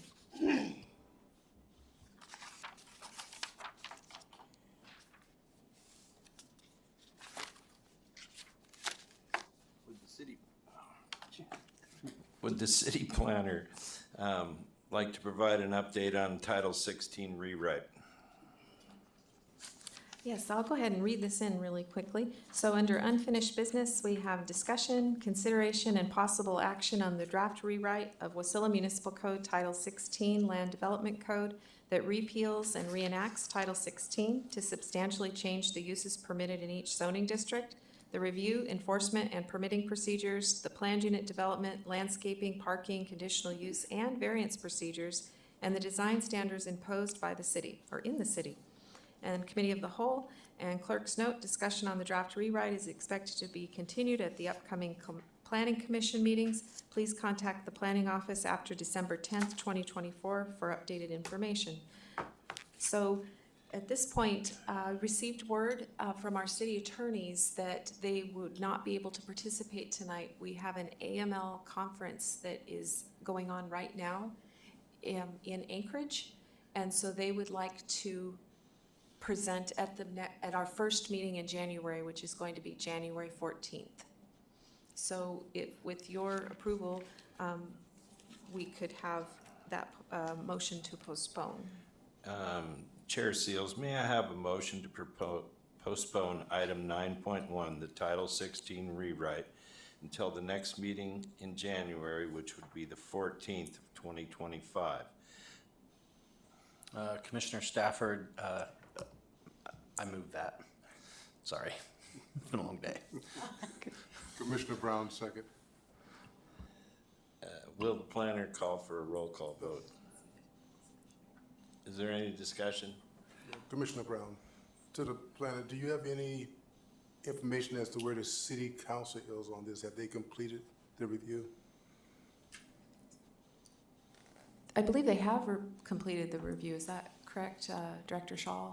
Yeah, so at the last meeting, they put a bow on what they called phase one, and so what they've done is they told the lawyers to go back, compile the changes, and bring them the second review, basically. And so the vision through the council and through the way the lawyers have explained it is that it'll be a much faster review where they just make sure that all of the changes they had asked for are in there and that they're clear, hoping that they don't prolong the process too much more. They feel very confident that they've worked through most of it. Commissioner Brown, did they give an approximate date, since we have not had our final review of the first draft? They have not, but I believe that your timing will work at your next meeting. Okay. You'll be able to review it, and it sounds like the lawyers are gonna need a little bit of time. Thank you. Chair Seals to Eric Schwal. When you said phase one, does that include all the divisions? Well, within Title 16, yes, correct. Okay, so they made it through the landscaping? Yes, Okay, I just wanted clarification on that. yeah. Phase one and divisions are a little different. Yeah, so they wanted to take it in bite-sized chunks and then have the lawyers compile all the changes. One of the things that the lawyers had to do was go through the minutes and listen for the dictation, change this line to this thing, make sure they get that all organized. I think they're gonna bring just a clean copy. I don't think they're gonna try to do the track changes because that's really complicated, but bring the clean changes back and say, we made these changes as you asked, and then have that review to say, does it flow, does it make sense, did we say one thing over here and another thing over here, are there any inconsistencies that we need to fix? But the idea is that it's another review, but not the in-depth multiple sections at a time meeting review. Thank you for the clarification. Commissioner Brown to Works. Is that review, would that be a joint session? Did that come up? That's an excellent question for the council. I don't recall if they talked about that structure, so that might need to be some coordination between the chair and the mayor to see what the structure will be. I didn't see it on January's calendar, so I will be investigating this. Yeah, it'd be good to coordinate with the clerk and just see if they have any heads up on the scheduling from the lawyers when they'll be ready to bring it back. Thank you.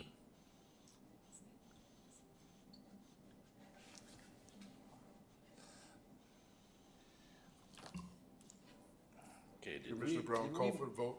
Thank you, because I didn't think we made it through the vote yet. Thanks very much. So we'll take the roll call vote now. Commissioner Brown? Yes. Commissioner Seals? Yes. Commissioner, oh my goodness, I just drew a blank. Langill? Yes. It's all public works Commissioner fault. DeYoung? Yes.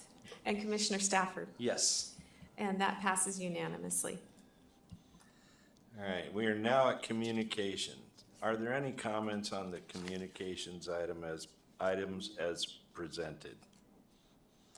Which would be permit information, enforcement log, and Matt Nuskassusitna Borough Planning Commission agenda.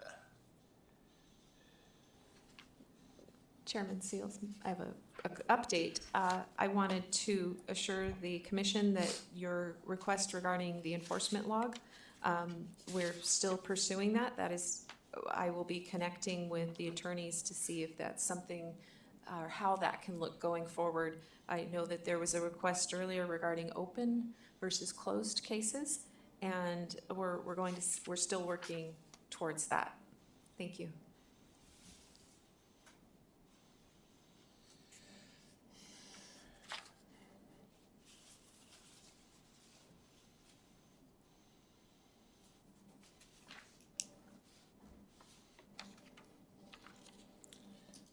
Are there any comments on the communications items?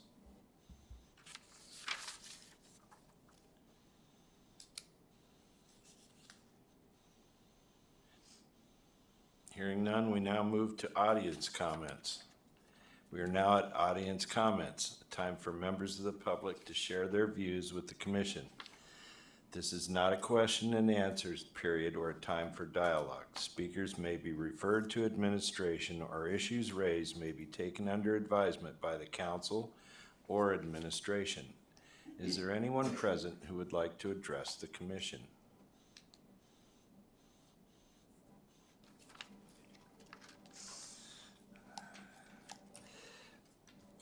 With no one present to address the commission, we now move on to comments.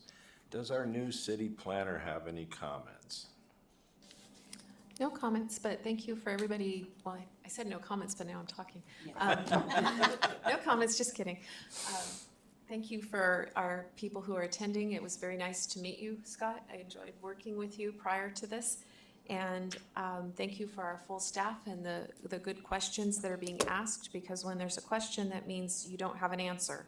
So we want to get the answer for you, and thank you for Director Shaw for being present tonight on the stand to answer a lot of those questions. I appreciate that a lot. And our next commission meeting will be January 14th. Does our Public Works Director have any comments? Sure, thank you. So we discussed tomorrow night here at 6 p.m., 6 to 8 p.m. We're going to have a presentation to the public about the sewer treatment plant design.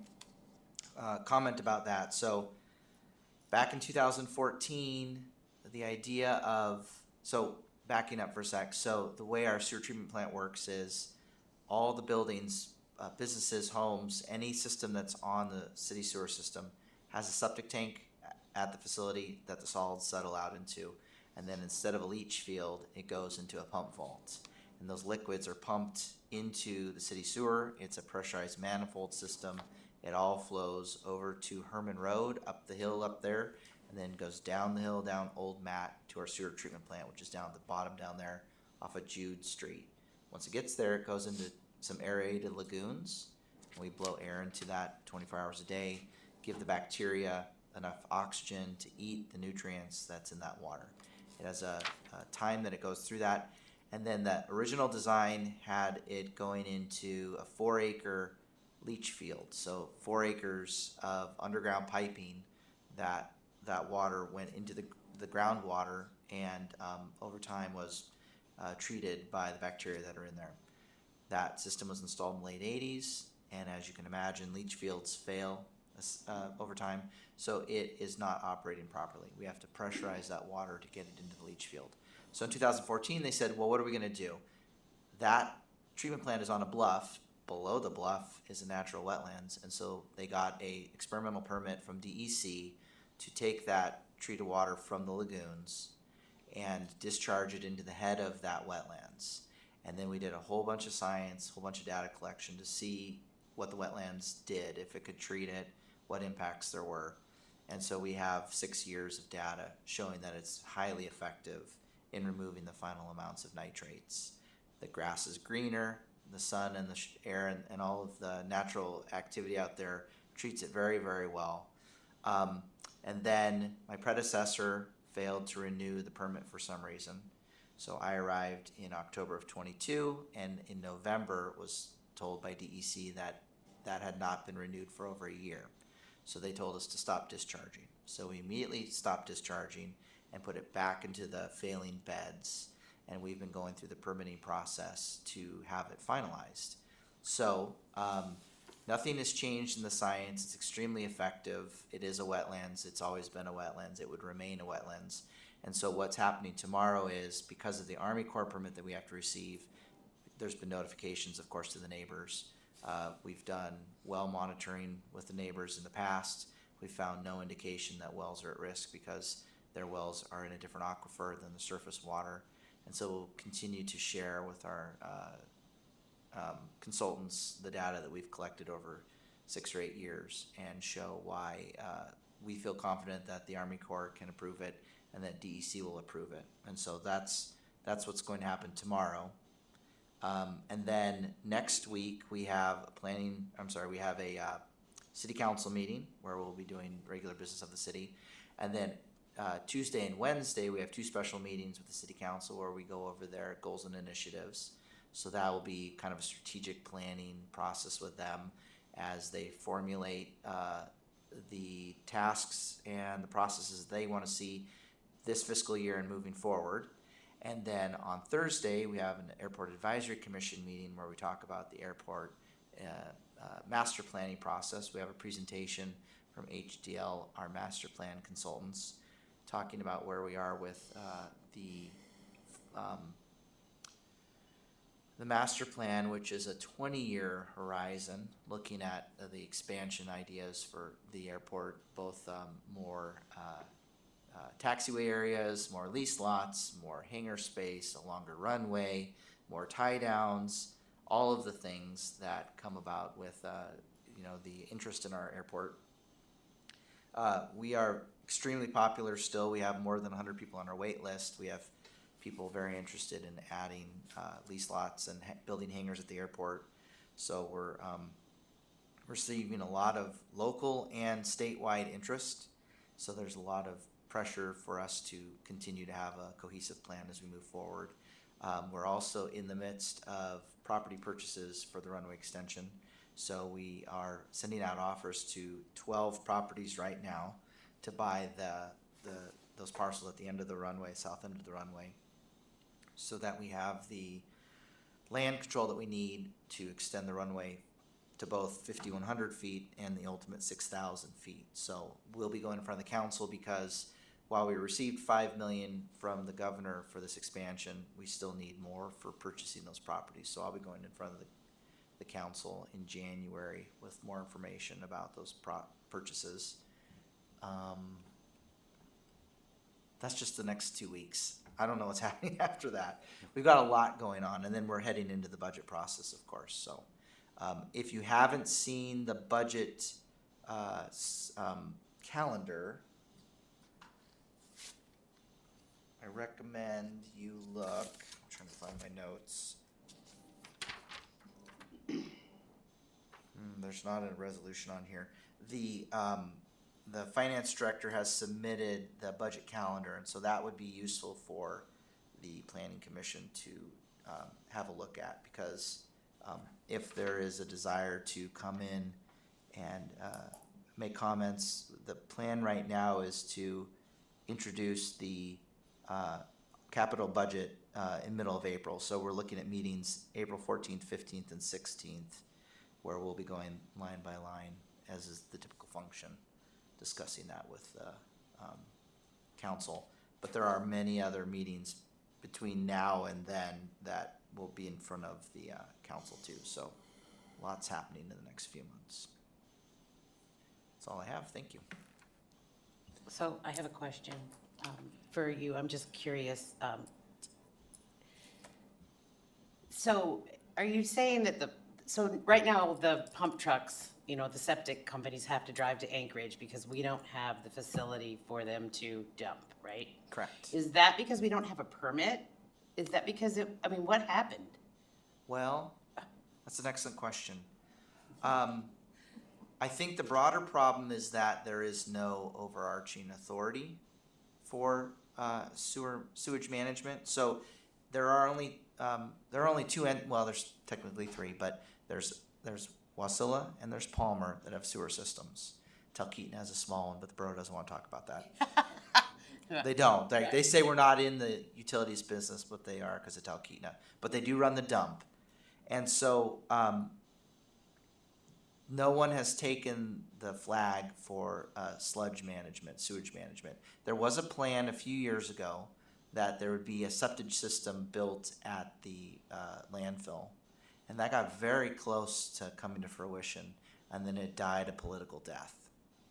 And so it's been foisted on Anchorage from the very beginning. And so we, City of Wasilla, we are not even capable of managing all of the sludge that's created for our customers. So we say to, especially large commercial customers like Walmart, Fred Meyer's, Target, they have enormous tanks, 10 to 12,000 to 20,000 gallons, huge. We can only manage 10,000 gallons of sludge from tanks every day. And then we put it into a batch digester where we meter it in at a certain rate, and we allow the biology to manage it and add air to it as well. And then we decant off the sludge and we store it on site. We have to defer those operators to private haulers that then take it all the way into Anchorage. And we're at risk for two reasons. One, Anchorage's permit could change. The EPA could tell them no more importing other people's sludge. Or we have an earthquake and we can't get it there, or whatever else happens. Maybe Anchorage just decides it's not a moneymaker anymore. I don't know the inside books of Anchorage, but it sounds like the valley is subsidizing their system, so they're not saying no at this time because of the tipping fees that they have. But regulatory changes could impact us. Access changes could impact us. But if that stops, there's no solution. We don't know what will happen to the sludge. We as the city are not providing a great service for our customers because we're saying, you know, if you need pumping more than once a year or twice a year or whatever, you need to go outsource it to private contractors. We are actually paying for some of that too. So when a facility is too big or we need extra support, we will hire those same contractors and say, come help us. And so there's a real hit to the bottom line of having to outsource it. So as we continue to re-permit the expansion, we're looking at our own internal requirements in that new design. So we have about $5.7 million coming from congressional directed spending through Murkowski that it takes a long time to get through the permit, through the grant process, but we finally crossed all those hurdles to receive that money. So we've started with Stantec, our current contractor. They received we put out another RFP and said we have this new amount of funding, we need more support, and they were selected again. And so we're just moving into that next phase. And so on top of that, that water and sewer master plan is critical to complete as well, because we need to know where the expansion is going to go, where our Achilles heels are, so that we can plan for how to treat it and where it's coming from and how to get it from where it's created, what business or home it's created at, down to the treatment plant, and then be able to treat it, and then have the right permits to finally dispose of it. So if we had the proper permits, would we be able to handle it Today, today? sludge-wise, no, we don't have the infrastructure. Proper permits for the liquid discharge, so the wetlands, that system works great. So we just need to cross the permitting hurdles and let the science show that it's a reasonable solution. One of the complaints we've heard from the public is, why not just build the right system? This is the first step, because we physically have to discharge of the water.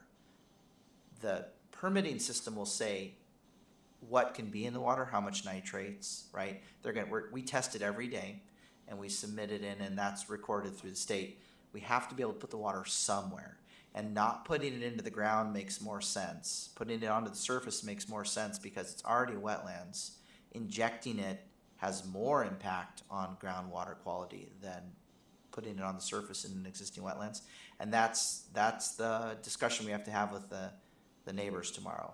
There's a real concern that it's a new situation, which it's not, and that it's more risky than the current injected into the ground and create a mound of groundwater, if you will, that has forces. So that's what we'll be showing with the data that we've collected tomorrow.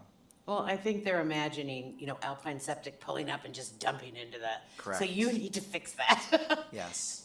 Yeah, and right, so there's a lot of, when there's a vacuum of information, then you immediately go to the worst case scenario and you think of trucks dumping over the back of a bank. Absolutely.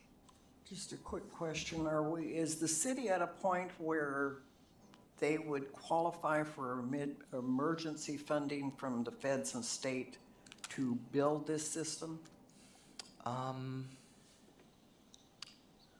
Well, if we used what happened with Palmer as an example, they were under consent decree, and they got there through some dubious interactions, falsifying records. We do not want to find ourselves in that situation, so we're very upfront. We collect our data, we're truthful about it.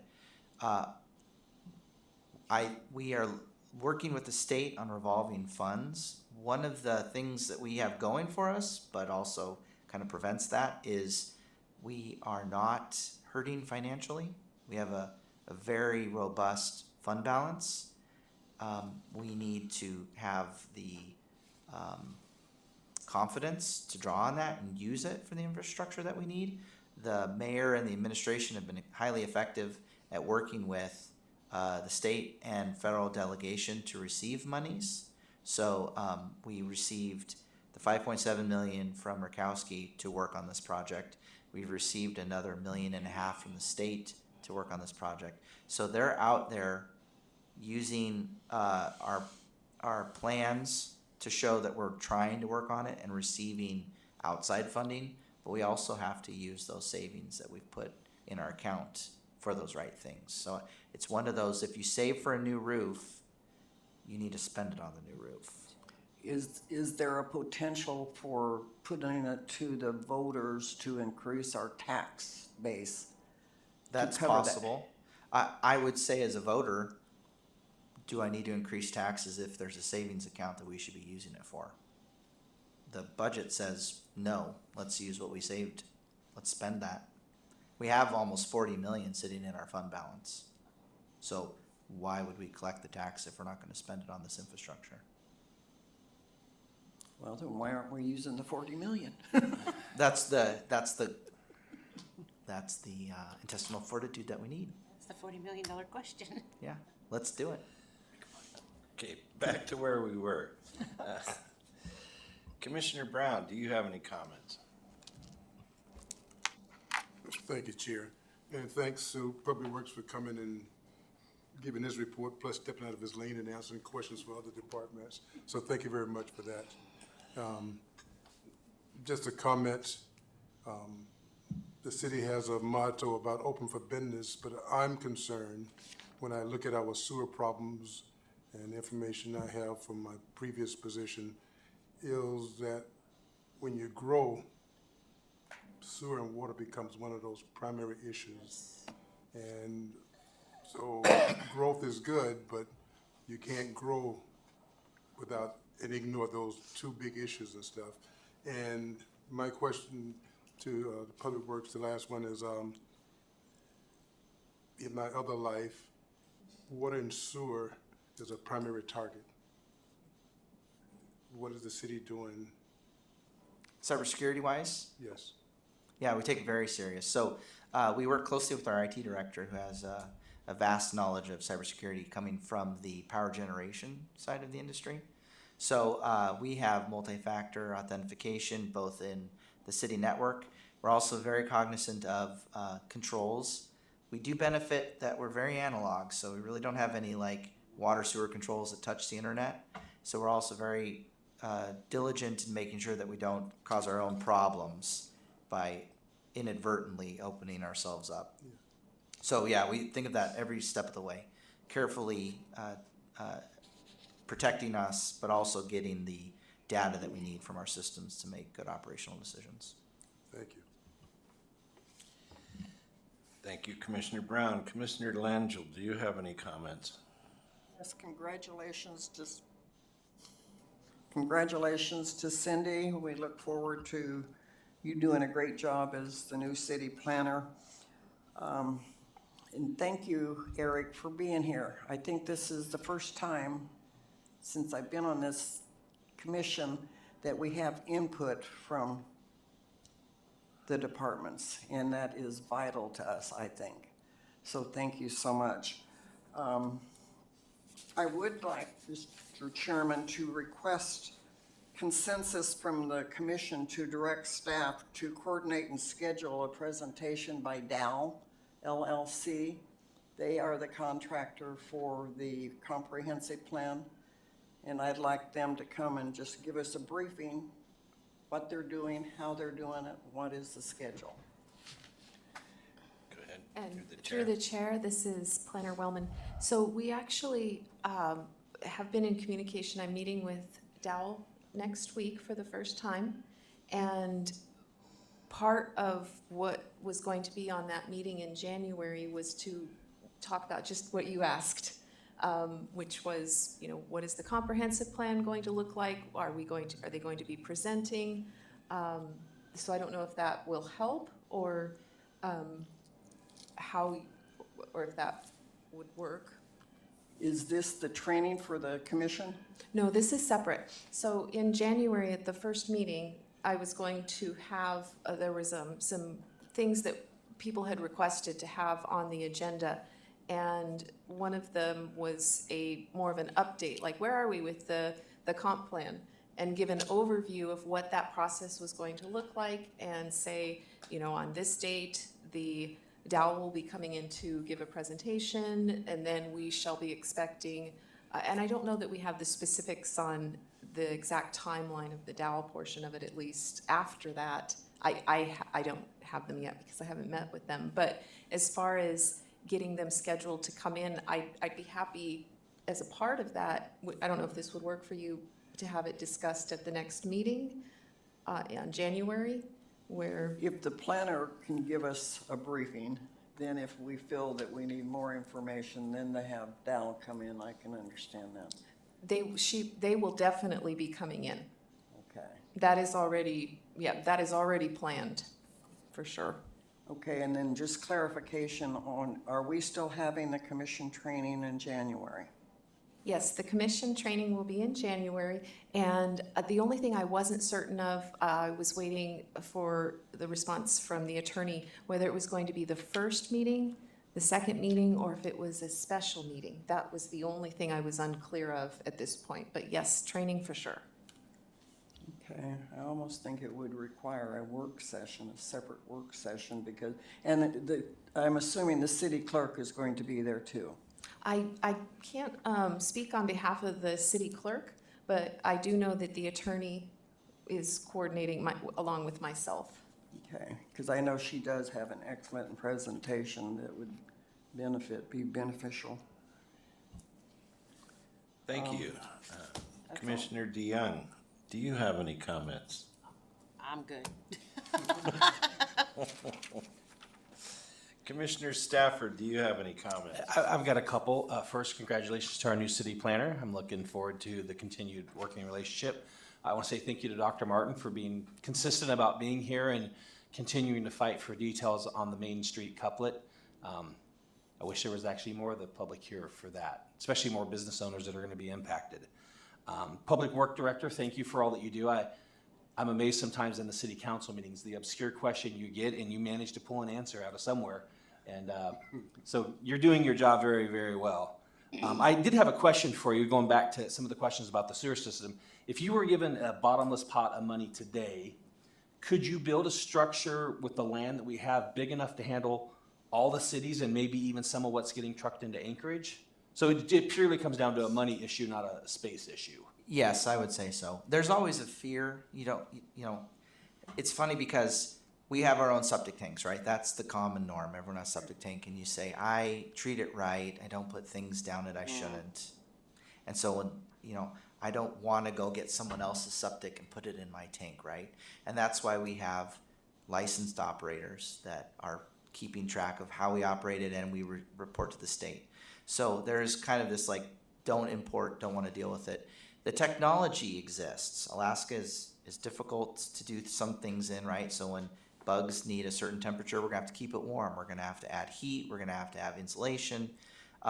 There's a lot of, this is not a new problem. And that's one of the things that we're saying in our permit application. It's very common to have a wetlands at the end of your sewer treatment plant where you discharge your final water. You have to work through what treatment process it goes through. And so like one of the things that we're working on is fecal coliform. So that's the bacteria that is found in human waste that makes us sick. The wetlands, we did a preliminary study that we know that there's moose, we know that there's fox, there's muskrat, there's beavers. That wetland already had fecal coliform in it. We did a DNA sample, scared the daylights out of the neighbors because they put on hazmat suits, which made the neighbors think that it was contaminated, which wasn't the case because what we were trying not to do is contaminate our own samples. And they started at the very end of the wetlands and they took sample up to the discharge point. We could not find human fecal coliform DNA after 300 feet from the discharge. And we have 2,000 feet. And so we do find animal fecal coliform because it's a wetlands. Don't drink out of it. It is not drinking water. When some of these regulations were written, we didn't have those DNA tests. We do now. And so we go to the regulators and we say, we need you to take some of this science and help us with it. And unfortunately, some of the response is, that sounds hard. And so then we have to go to the commissioner and we have to say, and that's where the administration and that's where our lobbyists have been invaluable to say, we know down south these things happen. We know in Canada we can make this happen. We need you to work with us. And so there's been a lot of movement into the problem solving in the last few years, saying we're not cookie cutter. We need you to support us in this.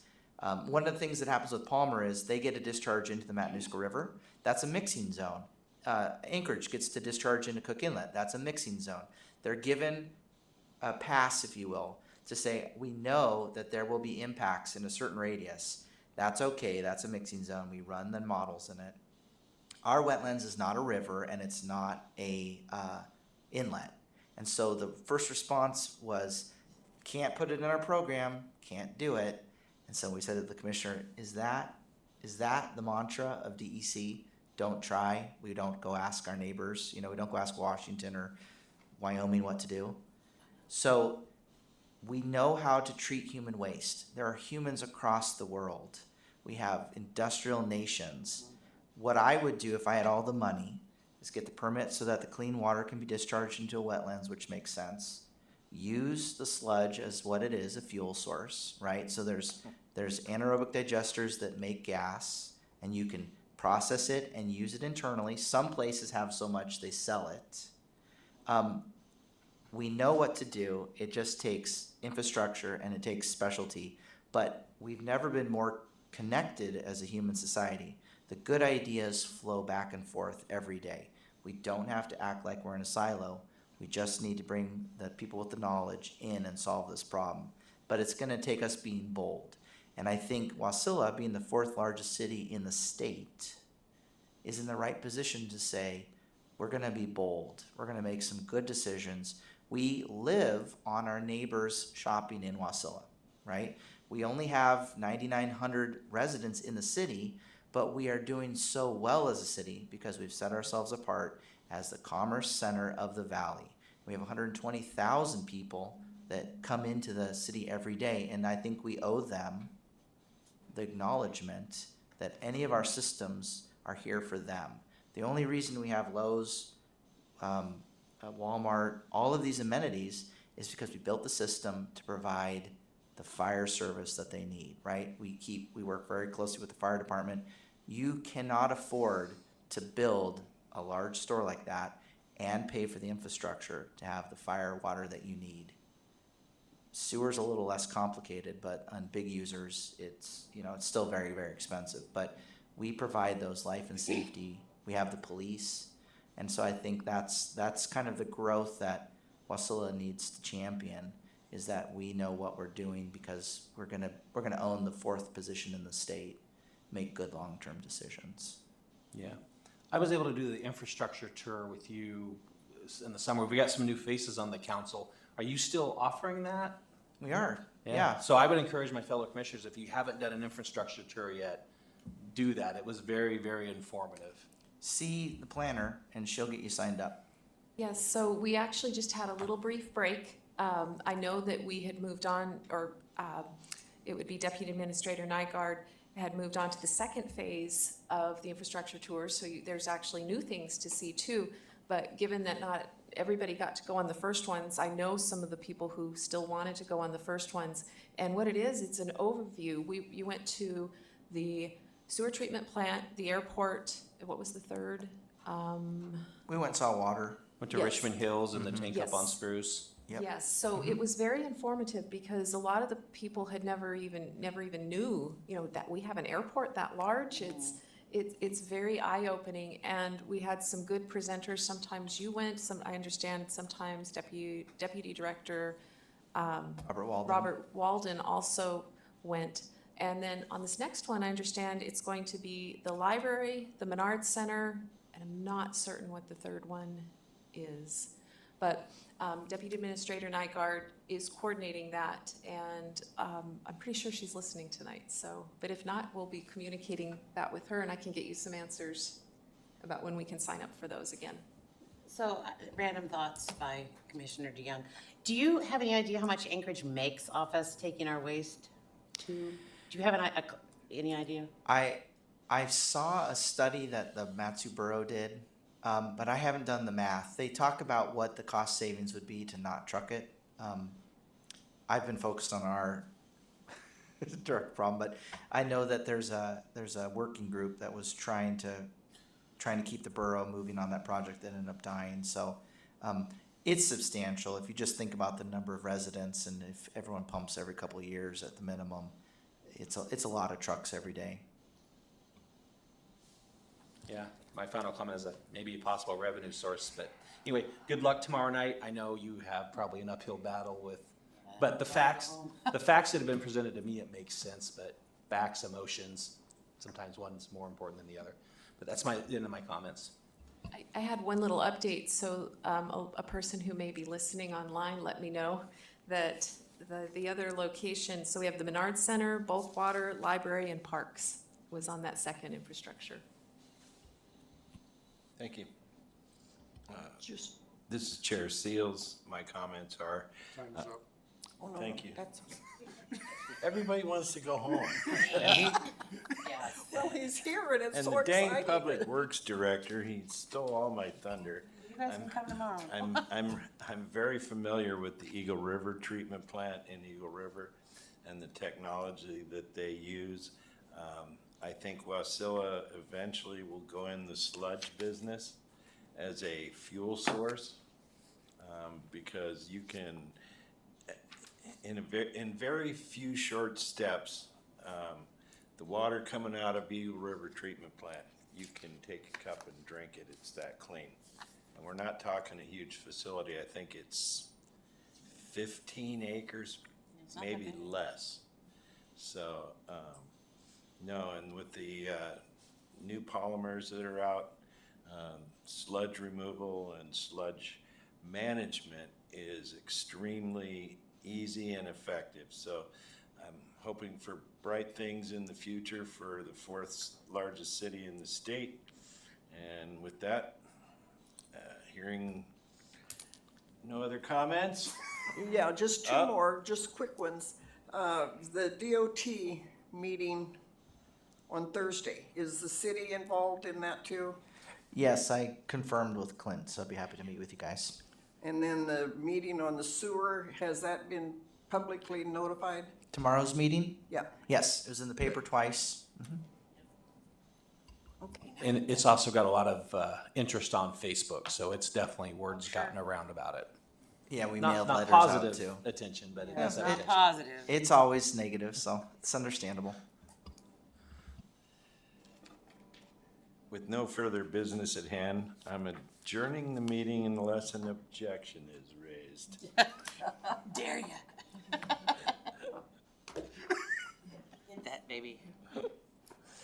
Hearing no objection, the meeting is adjourned at 8:12 PM. Thank you, everybody.